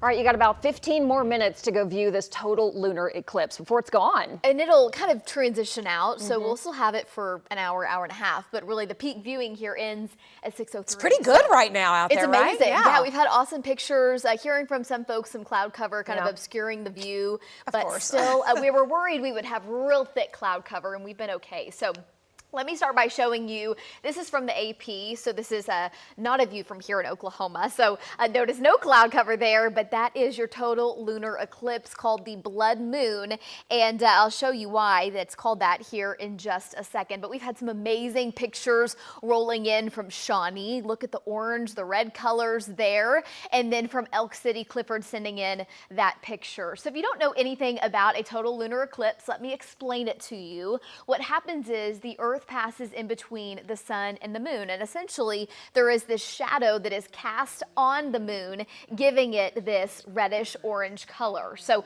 all you're seeing there is a shadow. Kind of interesting, right? Here's the view from space. Again, cloud cover filtering in this morning, and specifically heard from some of you in El Reno, it was tough to see. And you've got some cloud cover overhead. Those of you up in the northwest, not as much, and across northern Oklahoma. So hang tight, maybe just kind of peek your head in and out over the next 15-20 minutes, and hopefully you'll be able to get a view. I want to go ahead and jump into our severe threats because we've been talking about this for about 2 weeks now. We do have severe weather threats each and every day this week. However, not every day has a tornado threat, and not every day is in the same spot. So today the threat includes the west, the north, into the metro, and it actually comes in 2 waves. So this afternoon we'll watch for showers and thunderstorms down to the southwest, up into the metro, and then later tonight it's from Woodward to Alva to Enid and up into northeastern Oklahoma. Let me take you day by day. So tomorrow, the cold front that moves through today, it's down in the south and east. So that means the severe threat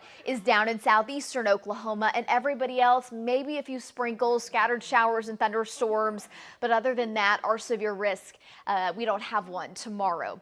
Our next big threat comes in Thursday evening and into the night, and this is a higher end threat. There is a tornado threat there. It's low, but we're going to watch for some of those storms that they will become supercells. They'll have the ability to rotate, crank out some larger hail up to the size of golf balls from Altus to Hobart to Clinton. And I did include Oklahoma City in here, but we're going to be on the far eastern fringe. So most of this stays back to our west. By Friday, the dry line sets up, which means that real dry air is back behind the dry line. All your moist kind of fuel for your storms is out to the east of the dry line. And this is where we'll have widespread, I think, numerous strong to severe storms. And those too will have the potential to rotate, to produce large hail and very heavy rain. Silver lining here is that we have really good rains headed to Oklahoma, and even with that severe threat in western Oklahoma, we hate to see a severe threat, but it does mean you're going to get some good rain. So these rainfall amounts have actually come up for those of you from Weatherford to Clinton out to Elk City, up to 1 inch, maybe in some of the heavier storms 1.5 inches. The lowest totals will be up in the north and west here in Oklahoma City, 1.5 inches, and the highest totals will still be down to our south and to our east. So let me walk you through this on future Next Gen. A few showers and thunderstorms take off in the southwest up into the metro by 4 to 5 o'clock and quickly move off to the north and east. That is wave number 1. Tonight, 11 o'clock to midnight, 1 a.m., additional storms fire up in northern Oklahoma. We'll have a few scattered showers and rumbles of thunder around the metro, but the bulk of your more high octane storms are across the north and the north and east, and that's where they'll stay. By tomorrow afternoon, remember I showed you the cold front, that's where that severe threat will be with the storms down to the south, mostly dry for everybody else.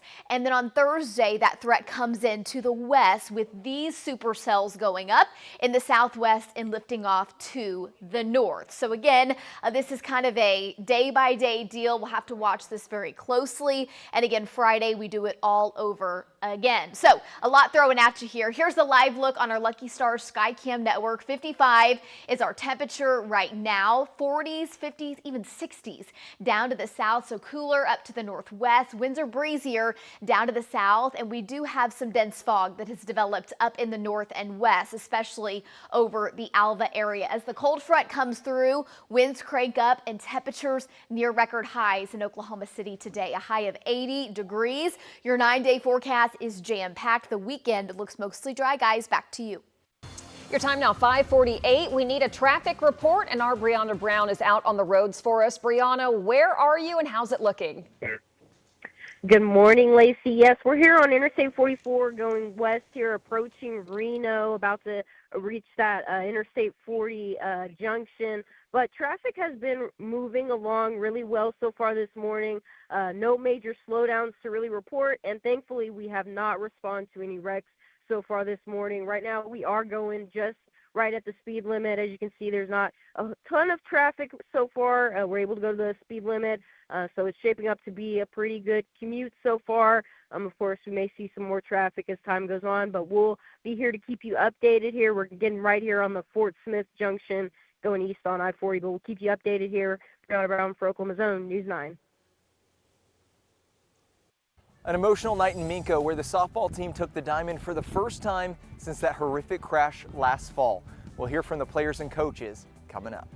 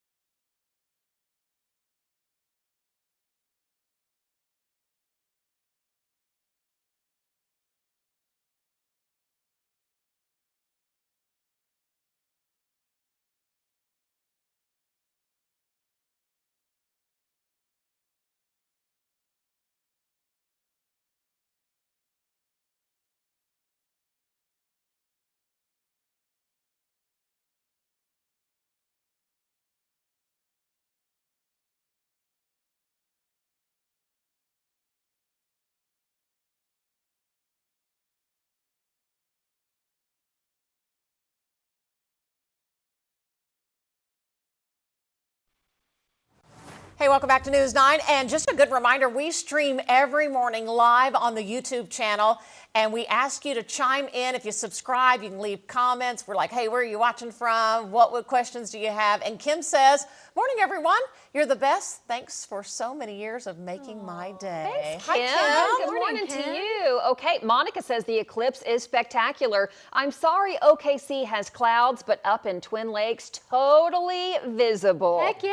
I love that. That's amazing. We'd love that. Keep chiming in on the chat. We'll read some of those later on. I guess the totality vision is ending. About 10 more minutes, it sounds like. Yep. Okay. But even then, I think you can actually see more of kind of the colors as it starts to end and we transition to a partial eclipse again. So back on the other side, Exactly. It's a full moon and you'll be able to see really things lit up this morning, 30s and 40s, 50s and 60s down to the south and east. A lot to talk about coming up, near record highs and then the chance for severe weather. We'll talk about it at 6.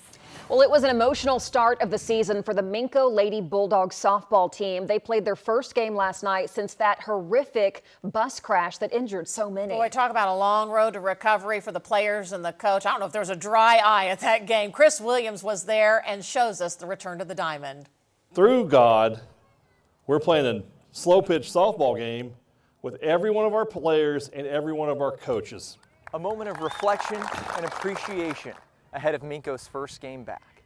A moment for the community, for the players and coaches that were on the bus that night, and for the first responders that saved their lives. When they think back to what they saw and experienced the night of the crash, it's hard to imagine they would ever get back to this point, to playing softball. I went to the front of the bus and I saw Coach Schmidt, and he was hurled over the steering wheel. And at that point, I did think he was dead. And so then I had pulled him out of his seat, started checking for a pulse. Amazingly, everyone on the bus survived, forever bonded by the trauma and forever changed by it. I don't stress about the small things. I just live every day as happy as I can. I feel like I had a new purpose in life, a new perspective over how I should be living my life. But seeing Coach Benj and seeing him fight for his life was something that I'll never forget, and that was the hardest of everything that we went through. After spending a month in a coma and several more in recovery, Coach Benj finally made it back, just in time for the first game. Seeing him walk out of the hospital, I broke down crying. It was kind of a relief that he was okay, he was walking, you know, he was one of us again, and there's no words to describe it. I came to practice the other day and was hitting some ground balls a little bit, and they're, "Are you doing okay? Is that hurting? How you feeling?" You know, it's pretty cool that they're really worried about just how I am. How much time do you spend reflecting on that night? Every day. It's not something I can get out of my head, and we're really trying to focus on the good part of it now. Like we're kind of in the second chapter. I think we need to try to close this chapter and leave it as a bad memory and just move on and not let it define who we are. The first page of that next chapter, a run rule win in the return to the diamond. Reporting in Minco, I'm Chris Williams. Gosh, it's so crazy that on the same day that Minco girls returned to the diamond after a bus crash, we have that horrible crash in Elgin. So both of those communities kind of reaching out to each other because they know how hard it's been. Well, they are going to be connected forever, and it's just so interesting how I'm sure the emotional support from the folks in Minco that they again will reach out to the folks in Elgin. And our thoughts with those folks in Elgin this morning. We still know 3 people in the hospital, 14 injured on that bus. Yeah, we'll be following that one. Yeah, we have more ahead on News Night. A new superintendent at Putnam City. You'll meet him next.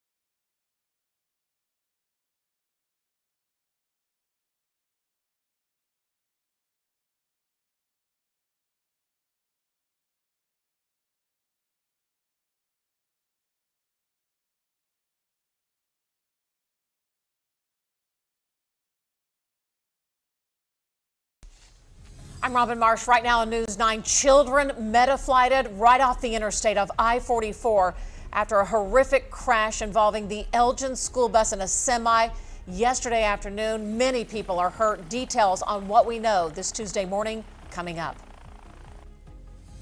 Good morning. I'm meteorologist Megan Gold. Today, our first round of severe weather for the week. As we go to the end of the week, we start to see more of a tornado threat. We'll talk about what you need to know and how much rain we see. That's coming up. Through God, we're playing a slow pitch softball game with every one of our players and every one of our coaches. An emotional return to the softball diamond for Minco high schoolers months after a school bus crash injured several players and coaches. I'm Lacey Lowry. Coming up this morning, we'll take you inside the moments the players hit the field. Live from downtown Oklahoma City, Oklahoma's own News 9 starts now. 6 o'clock, good morning, Oklahoma, on this Tuesday, and we have been loving the lunar eclipse. We've had like a front row seat to it. Man, it's while we've been on the air all morning long, and we love the pictures coming in from our viewers. In fact, Cameron in Mangum sending this one, Joseph with this one, and we've got some more as well. Yeah, Kristen in Elk City sent this one. Misty in Drummond is the next photo right here. You can kind of see the red tinge of the blood moon. Also, Stan, not sure where Stan sent this in from, but he said, I can see it. And finally, Cindy in Wolf, right? Just a sliver of the moon still visible there. Man, it's been kind of interesting to watch. You can still see kind of it as it's passing through this morning. Megan is here in the Bob Mills Weather Center. Megan, what a treat we've been able to see this morning. An absolute treat. And guys, this can be seen worldwide. What you're seeing here is the view of that blood moon, the total lunar eclipse from Australia this morning. And we have just a few minutes left here in Oklahoma of that totality phase before we start to transition out of it. But it'll still be a treat here for another hour to hour and a half. So step out the door and view it. We do have a little bit of cloud cover that may obscure your view at times, but today is all about the threat for severe weather from this first of several storm systems that are lined up, and we'll talk all about it coming up. Hope your Tuesday is off to a great start. This is a live look from our Lucky Stars Skycam network. The Broadway extension traffic moving along just fine, and if that changes, of course, we'll let you know. 57 is our temperature right now, 89% humidity, and it is 40 in Kingfisher, 34 in Sealing compared to 60 in Norman to Purcell, 63 in Byers,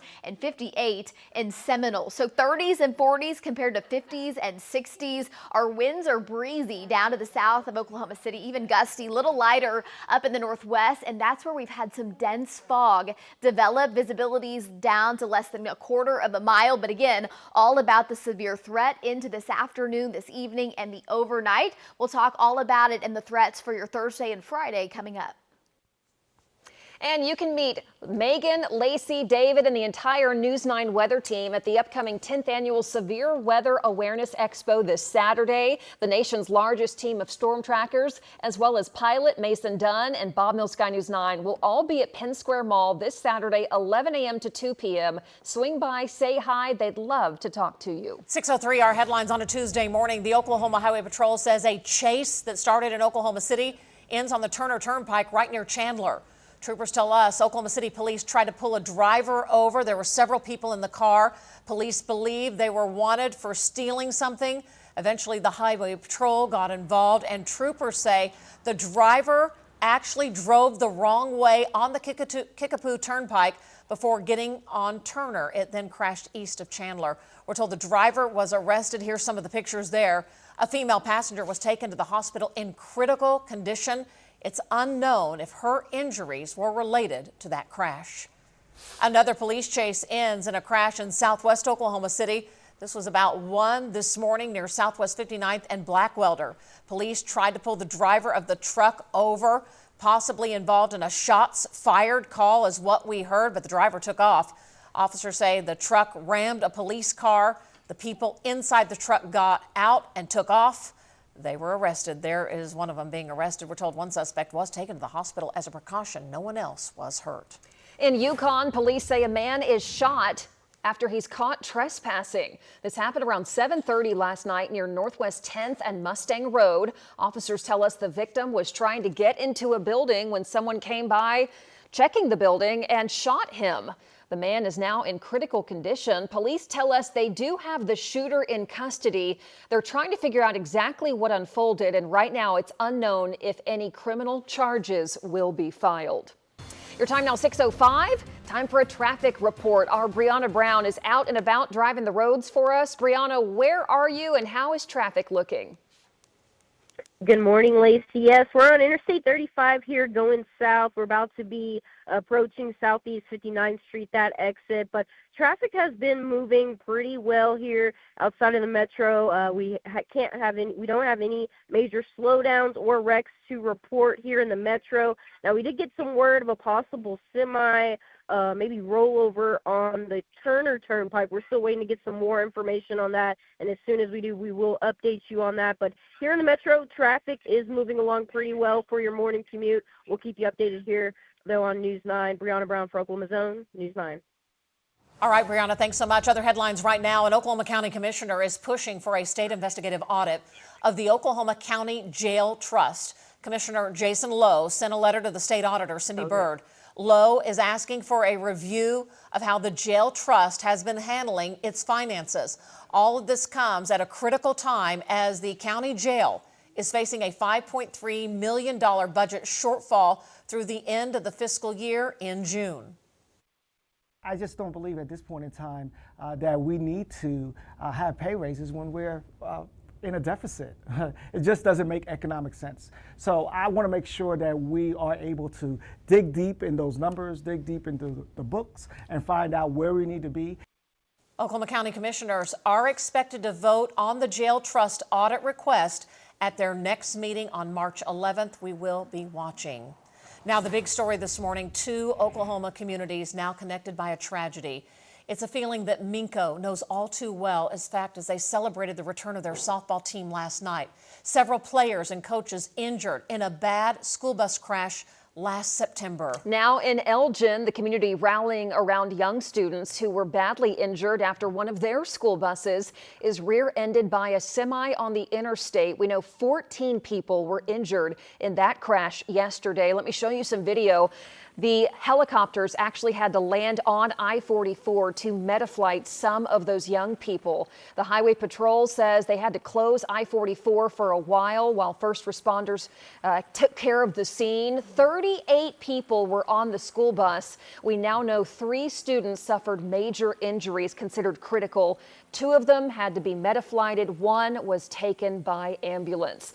Now we're hearing from the Elgin Superintendent, Nathaniel Merez. He says our thoughts and prayers are with our students, their families, and our bus driver. In fact, in an interview with KSWO in Lawton, Merez called the driver a real hero. And Governor Kevin Stitt releasing a statement on social media yesterday asking for prayers, adding he is praying for God's healing hand over those injured down near Elgin. And now to Minco, the school that knows the situation like this all too well. In fact, the Minco softball team returned to the softball field last night. This is just months after that bad crash injured multiple people. It was an emotional return to the diamond. News 9's Chris Williams was there. He takes us inside. Through God, we're playing a slow pitch softball game with every one of our players and every one of our coaches. A moment of reflection and appreciation ahead of Minco's first game back. A moment for the community, for the players and coaches that were on the bus that night, and for the first responders that saved their lives. When they think back to what they saw and experienced the night of the crash, it's hard to imagine they would ever get back to this point, to playing softball. I went to the front of the bus and I saw Coach Schmidt, and he was hurled over the steering wheel. And at that point, I did think he was dead. And so then I had pulled him out of his seat, started checking for a pulse. Amazingly, everyone on the bus survived, forever bonded by the trauma and forever changed by it. I don't stress about the small things. I just live every day as happy as I can. I feel like I had a new purpose in life, a new perspective over how I should be living my life. But seeing Coach Benj and seeing him fight for his life was something that I'll never forget, and that was the hardest of everything that we went through. After spending a month in a coma and several more in recovery, Coach Benj finally made it back, just in time for the first game. Seeing him walk out of the hospital, I broke down crying. It was kind of a relief that he was okay, he was walking, he was one of us again, and there's no words to describe it. I came to practice the other day and was hitting some ground balls a little bit, and they're, "Are you doing okay? Is that hurting? How you feeling?" It's pretty cool that they're really worried about just how I am. How much time do you spend reflecting on that night? Every day. It's not something I can get out of my head, and we're really trying to focus on the good part of it now. Like we're kind of in the second chapter. I think we need to try to close this chapter and leave it as a bad memory and just move on and not let it define who we are. The first page of that next chapter, a run rule win in the return to the diamond. Reporting in Minco, I'm Chris Williams. I think it just shows how precious life is. I mean, how many parents put their kids on a school bus every day and you trust it and you never know what's going to happen. Minco knows that all too well. Now Elgin.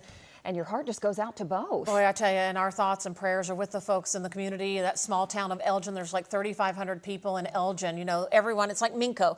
Everyone knows everyone in those communities. And it's like when one hurts, we all hurt. And so it's so good to see the hope and the resilience in the fight. When the girls from Minco were here in the studio with us shortly after the crash, they said they didn't feel complete until Coach Benj got out of the hospital. And now to see that come full circle, it just gets your heart. I know. It's uplifting for sure. We'll be following the Elgin story as well. I know the community in Elgin came together for a prayer vigil last night. That's how close that community is.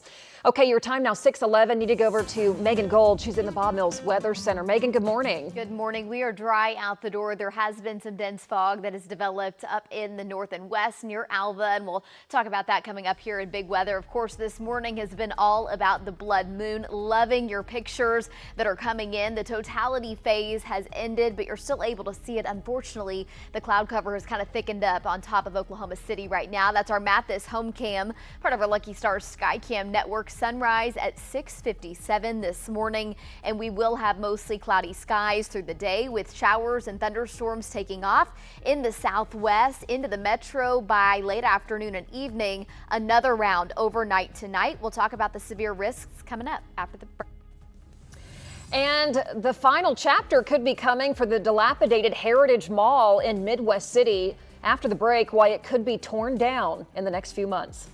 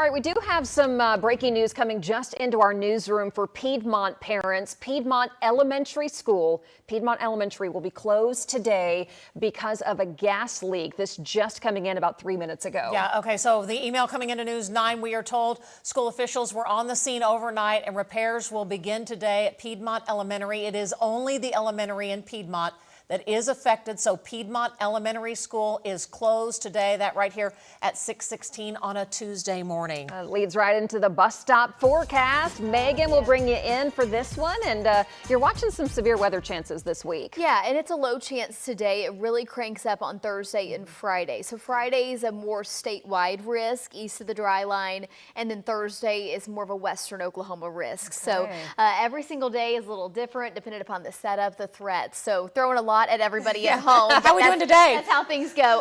Well, we do have the chance for a few scattered showers and thunderstorms. Again, it's a low risk. So the chance for a few storms to produce some small hail, some gusty winds overnight.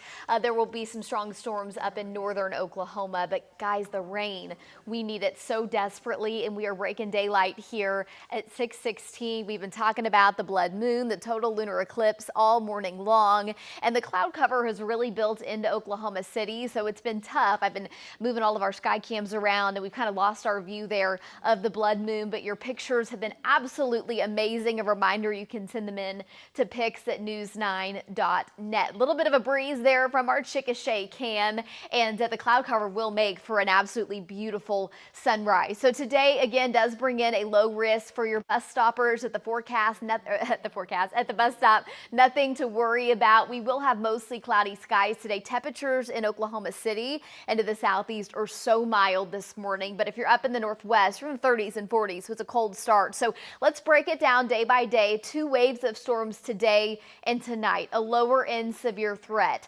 Tomorrow we turn cooler behind the cold front, and as the cold front moves south and east, that's where severe chances will be isolated to. So that means Oklahoma City, back up to the north and west, we have no severe threat tomorrow. Now Thursday, west of I-35, especially those of you in southwestern, western Oklahoma, there will be the chance for some very strong storms Thursday evening and into the night. That does include a low tornado threat and some large hail. So be preparing for where to go if you were to be under a tornado warning, and also where you take your car if you need to protect it from some hail. On Friday, a more stout storm system with the dry line setting up, and it's more of a statewide threat. Here's the good news. We've been talking about this, and if you've been with us over the past couple of days, the rainfall amounts have actually increased for western Oklahoma and up towards the Alva, the Enid area. As strong storms develop later tonight, again, those higher chances as we go into your Thursday, those storms could produce some very heavy rain. So we could have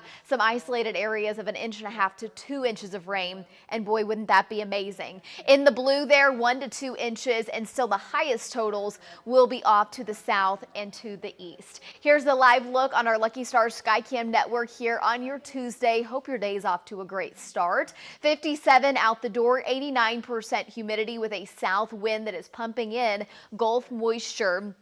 Temperature so very warm. Midwest City 60 degrees, 50 Guthrie 56 in Chandler, and 59 in Seminole. Rush Springs, you're 63. Watonga 40 degrees and 48 out in Clinton. So notice the big contrast where we have a stronger south wind. Temperatures much warmer compared to areas up to the north where winds are lighter. And there is the beginning of our cold front that will move through today and spark some of those thunderstorms. But dense fog up in the northwest this morning, and this has been around here for about an hour. So Fort Supply Lake, Woodward down to just north of Sealing, so Highway 60 there up to Freedom and Waynoka. Alva, your fog has kind of dissipated. So as this cold front moves through this morning, it is going to crank up the winds. We'll have some gusts of 35 and 40, maybe on the higher end 45 briefly, and then winds should come down as we head into midday in the early afternoon. Low humidity up in the northwest this afternoon. There is the chance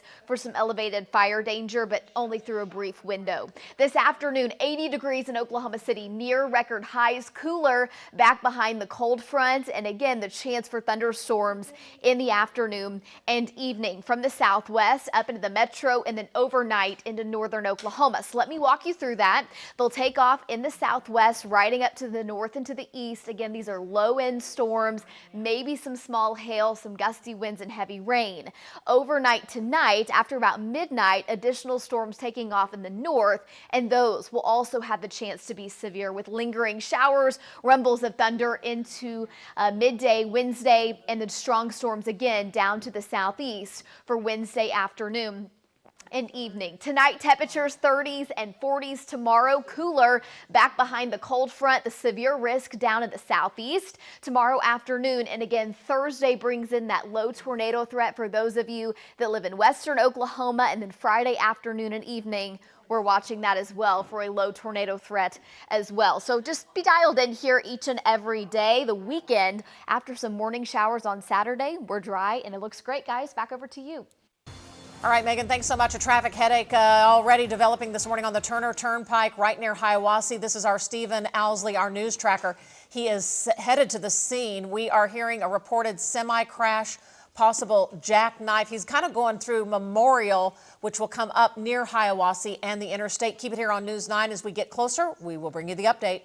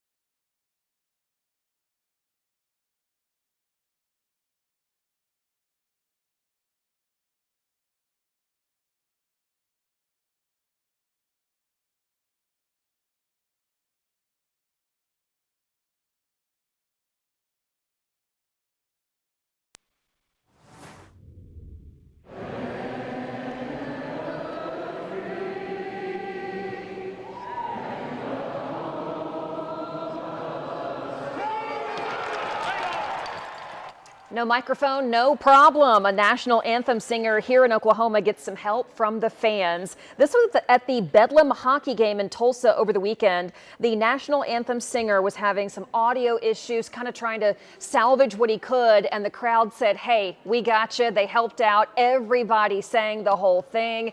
Probably the only time OU and OSU fans came together and united on something, but what a wonderful moment to say, it's all right, we can help you. Isn't that what Okies do? I think so. That's the Oklahoma Standard That's there. Hey. There you go.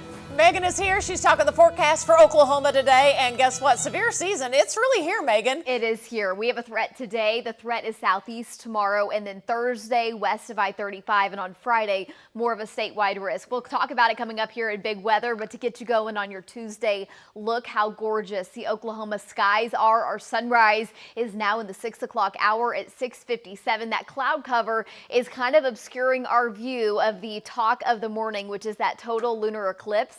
Let me show you pictures that have come in from Shawnee. Chris sending this one in when we had clearer skies earlier, Elk City, and here's the view right now. So we have entered into the partial eclipse phase, and that will last until 7:17 Oklahoma time. So you've still got about an hour to view it, but it may be tough. A little bit of that cloud cover. We warmed to a high of 80 degrees today. We'll talk more about the severe threats right after this quick break. Don't go anywhere.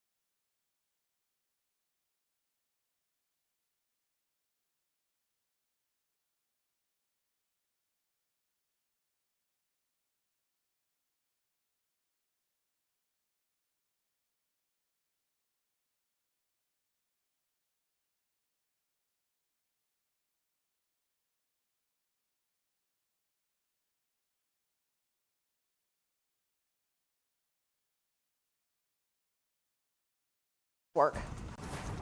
We are following breaking news right now at 6:30. Want to take you live to the Turner Turnpike between Oklahoma City and Tulsa. A jackknifed semi in the eastbound lanes. Can't quite tell. Is it kind of off to the side? It looks like maybe because cars are passing. But this is right at Hiawassee is the closest cross street to where this is on I-44 eastbound, the Turner Turnpike. So south of Arcadia area. Again, a jackknifed semi. We're trying to reach out to OHP to see if anyone was hurt, any other vehicles involved, but definitely a semi that needs some help right there. And I do think traffic can get by. So maybe not impeding traffic too much.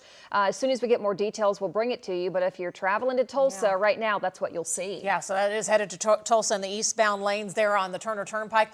We'll continue watching that. We're watching the weather as you're waking up with us here on News 9. It's been a busy Tuesday morning. Yeah, we had a lunar eclipse this morning. Let's get over to Megan in the Bob Mills Weather Center. It's kind of fading off right now, right, Megan? We've kind of transitioned into that partial eclipse phase. So if you're able to see it behind the clouds, it still will be stunning, but it's not quite that reddish orange color that it was about 45 minutes ago. Here is the live look on our Lucky Stars Skycam network. Gorgeous colors there as the skies start to see those colors as the sun starts to come up and the clouds making for that gorgeous sunrise. There's our Chickasha cam. Let me walk you through the threats this week. We've been talking for weeks now that this would be a very active weather week with multiple waves of rain and storms each and every day, bringing something different parts of the state and different threats. So today, 2 waves of storms. It's a low end threat. Tomorrow, behind the cold front, we turn much cooler than today. Today, near record highs,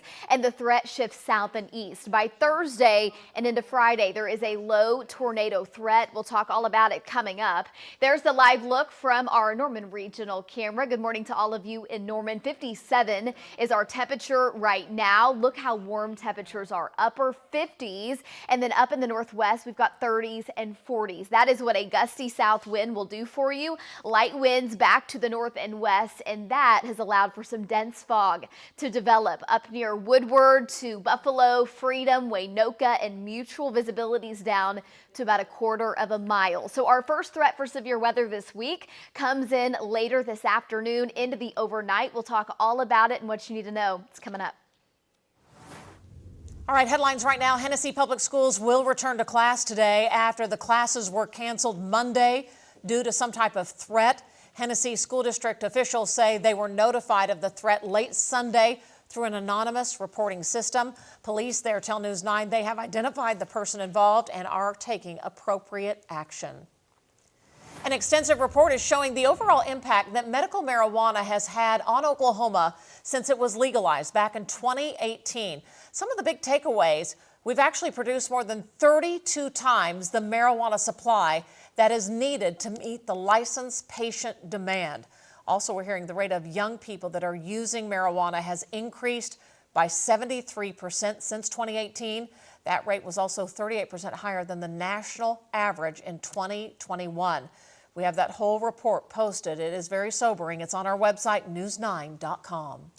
All right, your traffic now at 6:33. We're following that jackknife semi on the Turner Turnpike. Also, as you can see from this live shot, our crews are headed to a separate crash that just popped up. This one on Memorial and Council. Our Brianna Brown is going to find out once she gets to the scene how bad it is. So we'll have a traffic report there. So 2 crashes right now, one on the Turner Turnpike at Hiawassee, and this other one we're headed to at Memorial and Council. We'll have the latest coming up in just a moment.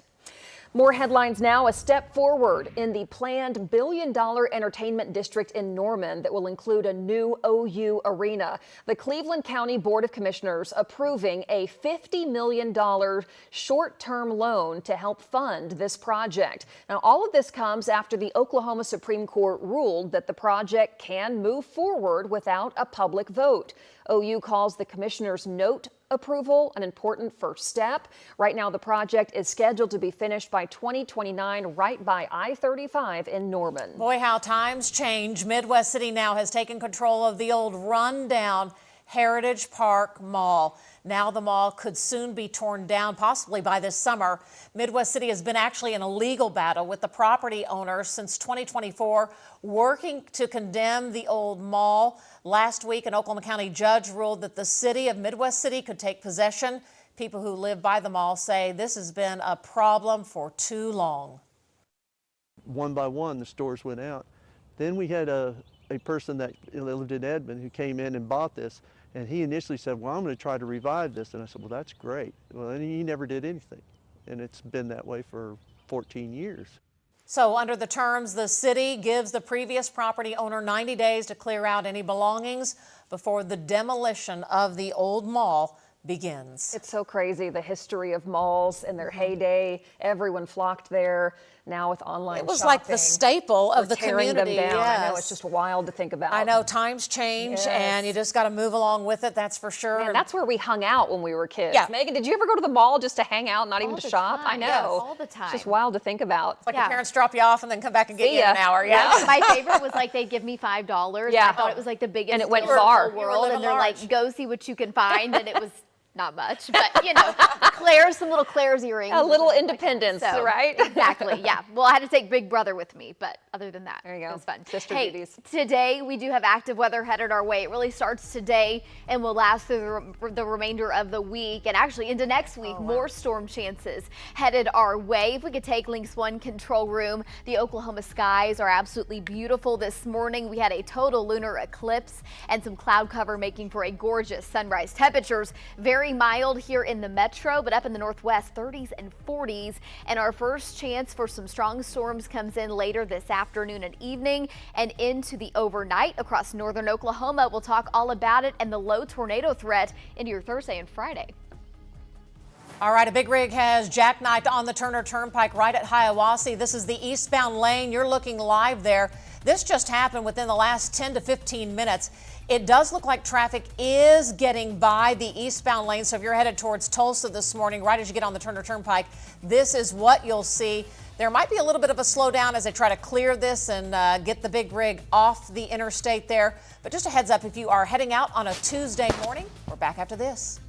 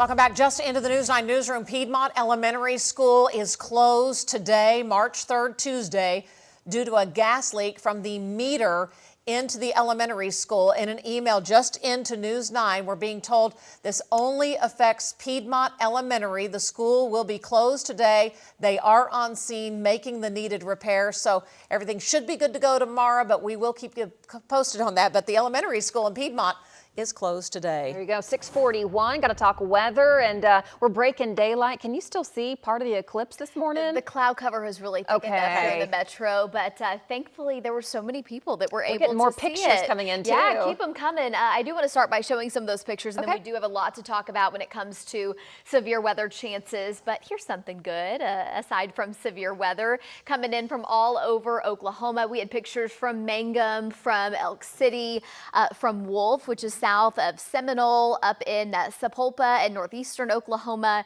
And it was so interesting to see this in all of its different phases. So this technically, the whole process started at 2:44 this morning, and then we reached that totality phase right after 5 o'clock, and it ended at 6:03. So the partial eclipse is still happening. If you're able to sneak out and see it this morning, that lasts until just after 7 o'clock. So again, thank you so much for sending these pictures in. And now let's show you what the skies look like out the door this morning. Absolutely gorgeous across the metro. Here's our Mathis home camera, and we will have again quite a bit of cloud cover today. You'll notice that humidity has increased out ahead of thunderstorm chances later today. It's an active weather week, ups and downs with temperatures and with severe threats essentially each and every day. Today, it's from Oklahoma City up to the north. Tomorrow, it's down in southeastern Oklahoma, and then it shifts farther west. But the silver lining is that we are finally breaking the pattern,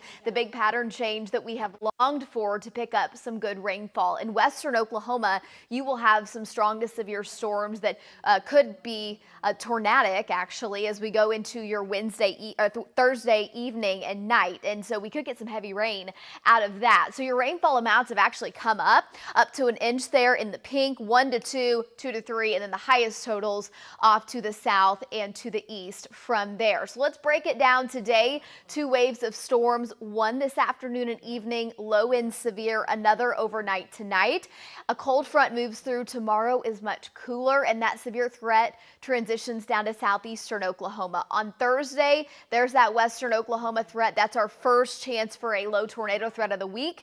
And then Friday, the dry line sets up, and that also brings in a tornado threat. So let me walk you through it day by day. Today, starting at 4 o'clock, storms down in the southwest, moving up to the metro.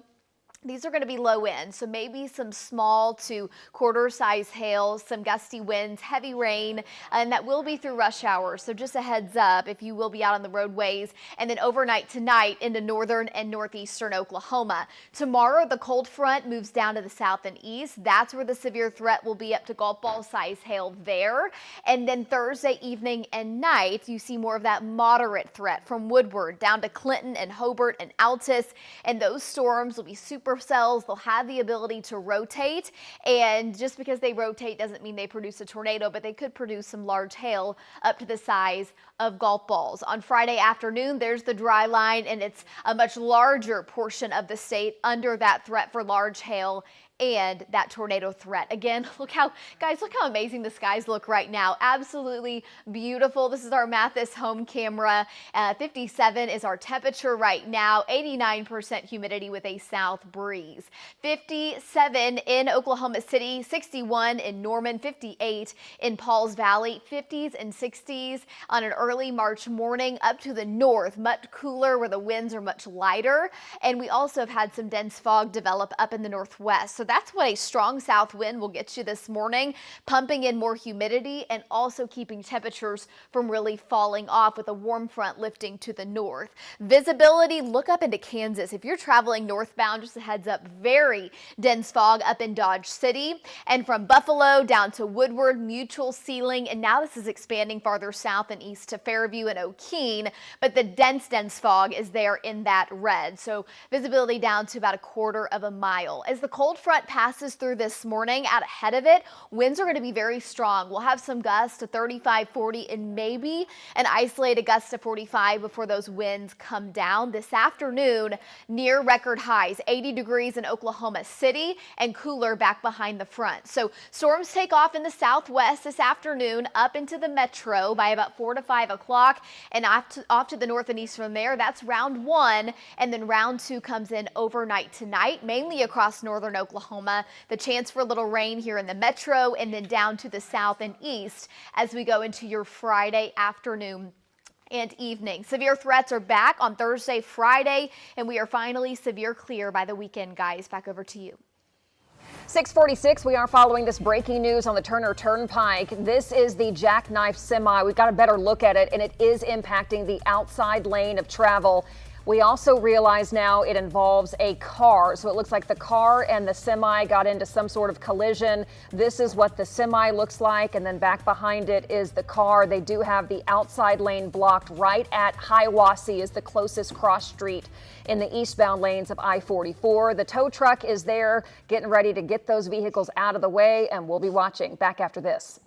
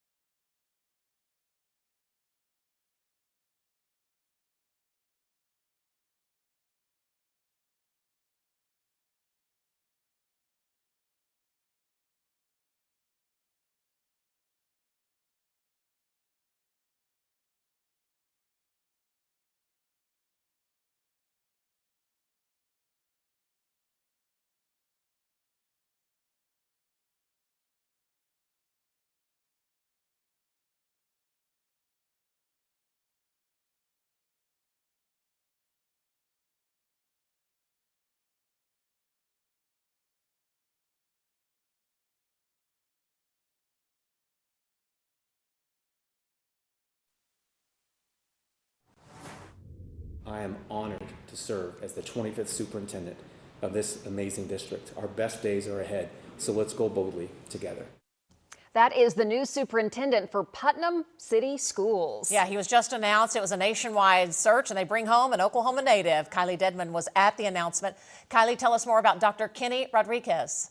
Yeah, Robin, Lacey, although he spent his last 10 years in Missouri, Dr. Kenny Rodriguez is no stranger to Oklahoma. He's a graduate from Broken Arrow High School as well as Oklahoma State University. Dr. Rodriguez spent a meaningful part of his education career here in the Sooner State. He created the city of Tulsa's first early college high school and also directed a dynamic network serving more than 1,000 students. According to the district, Dr. Rodriguez's background, his leadership, and proven track record were seen as strong feedback on securing his role. Dr. Rodriguez says he's excited to be working at a school district that has a deep history and is ready to build on the connections with students, staff, and parents. Now, in a statement from the district, Putnam City is gaining a creator, communicator, innovator, partner, and a proven leader. We are celebrating this exciting new chapter with great enthusiasm and a deep respect for the road that brought us here, end quote. Dr. Rodriguez succeeds Dr. Fred Rhodes, who has served as superintendent of Putnam City Schools for 13 years, the longest tenure of superintendents in the district's 112-year history. Robin. I can't say thanks enough to Dr. Rhodes and Dr. Rodriguez. Welcome back home. He will start the 1st of July. Coming up after the break, a new strike from Iran against a U.S. embassy. It is breaking news. We have details next.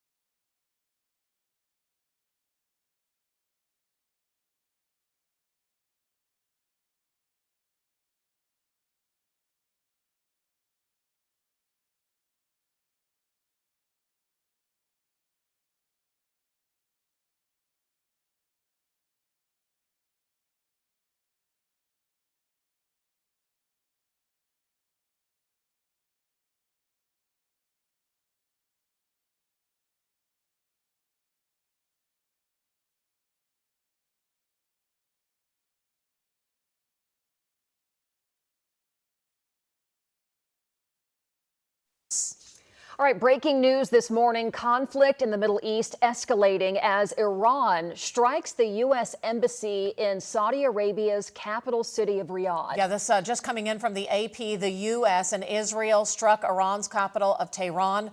Iran and its allies have hit back against the neighboring Gulf states. At this point, we're asking about casualties. More coming up at 7 on CBS. President Trump says this could last about 5 weeks. All right, back here at home in Elgin, the community is after this school bus crash. It was rear-ended actually by a semi on I-44 near Lawton. 38 people were on the school bus. We know 14 of them were injured, 3 of them critically. The highway was closed for several hours. It's back open this morning, and now recovery for those students. And in Wellston, the police chief suddenly resigns. It's 1 year after his certification is suspended for missing training.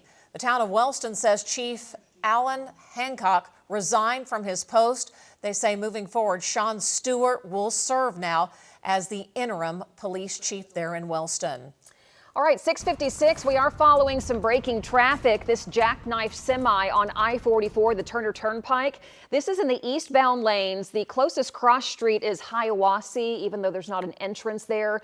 It looks like, according to what we're seeing, this semi and a car got into some sort of collision. The car is way back behind on the other side of the embankment. The semi is jackknifed right here. We're trying to figure out if anyone was injured, but it is impacting the outside lane of I-44 eastbound headed to Tulsa. They're trying to get it towed out of the way. It's going to take a while, though. So if you're heading up to Tulsa or all parts east on the Turner Turnpike, just be careful. You can only take that inside lane right now. Well, the start of March means the start of severe weather season, and now Oklahomans are encouraged to register your storm shelter with your local city. First responders say it will help firefighters find you if and when an emergency happens. For Oklahoma City residents, you can fill out the questionnaire at the app.okc.gov. It's app.okc.gov. We'll have all that information on our website. Crazy, we're talking about severe weather, but hey, coming up this weekend, you can meet Megan, Lacey, David, and the entire News 9 weather team for the annual Severe Weather Awareness Expo. It's Saturday. The nation's largest team of storm trackers, Pilot Mason Dunn, Bob Mills, Sky News 9, they'll all be out at Penn Square Mall from 11 a.m. to 2 p.m. this Saturday, talking with fans, talking with viewers, and obviously talking about severe weather. They might be out chasing before Saturday, that's for sure. They might be a little tired after the weekend's headed our way, but we are excited. We can't wait to see everyone that will head out. Hey, I want to show you one more picture that just rolled in from Durant. Check it out. An absolute beauty of a picture. Keep them coming. I'll show them in our 9 o'clock newscast this morning. This afternoon, near record highs, mostly cloudy, and then the chance for thunderstorms later this afternoon into the overnight. We'll have more on social media and also in our 9 o'clock newscast. And speaking of the 9 a.m. show, I tell you, you don't want to miss our interview coming up.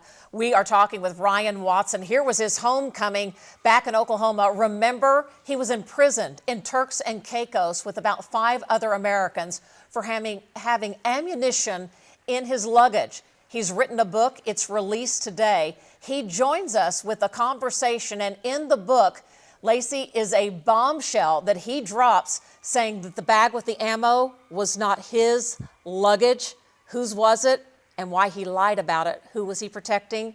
You'll hear. He'll join us live for that interview at 9 a.m. I can't wait to talk to him. When I heard that, I said, what? My jaw dropped. Oh my goodness, what a bombshell. Yeah, his new book is called Turks and Chaos, which is a perfect title for what him and his family actually went through. He said really faith played a big part for him and his family. You'll hear him share all of that coming up at 9 a.m. this morning. A live interview there. Our thoughts and prayers are with the Elgin community after that school bus crash, injured students. We'll have more coming up at 9 a.m. Make it a good day.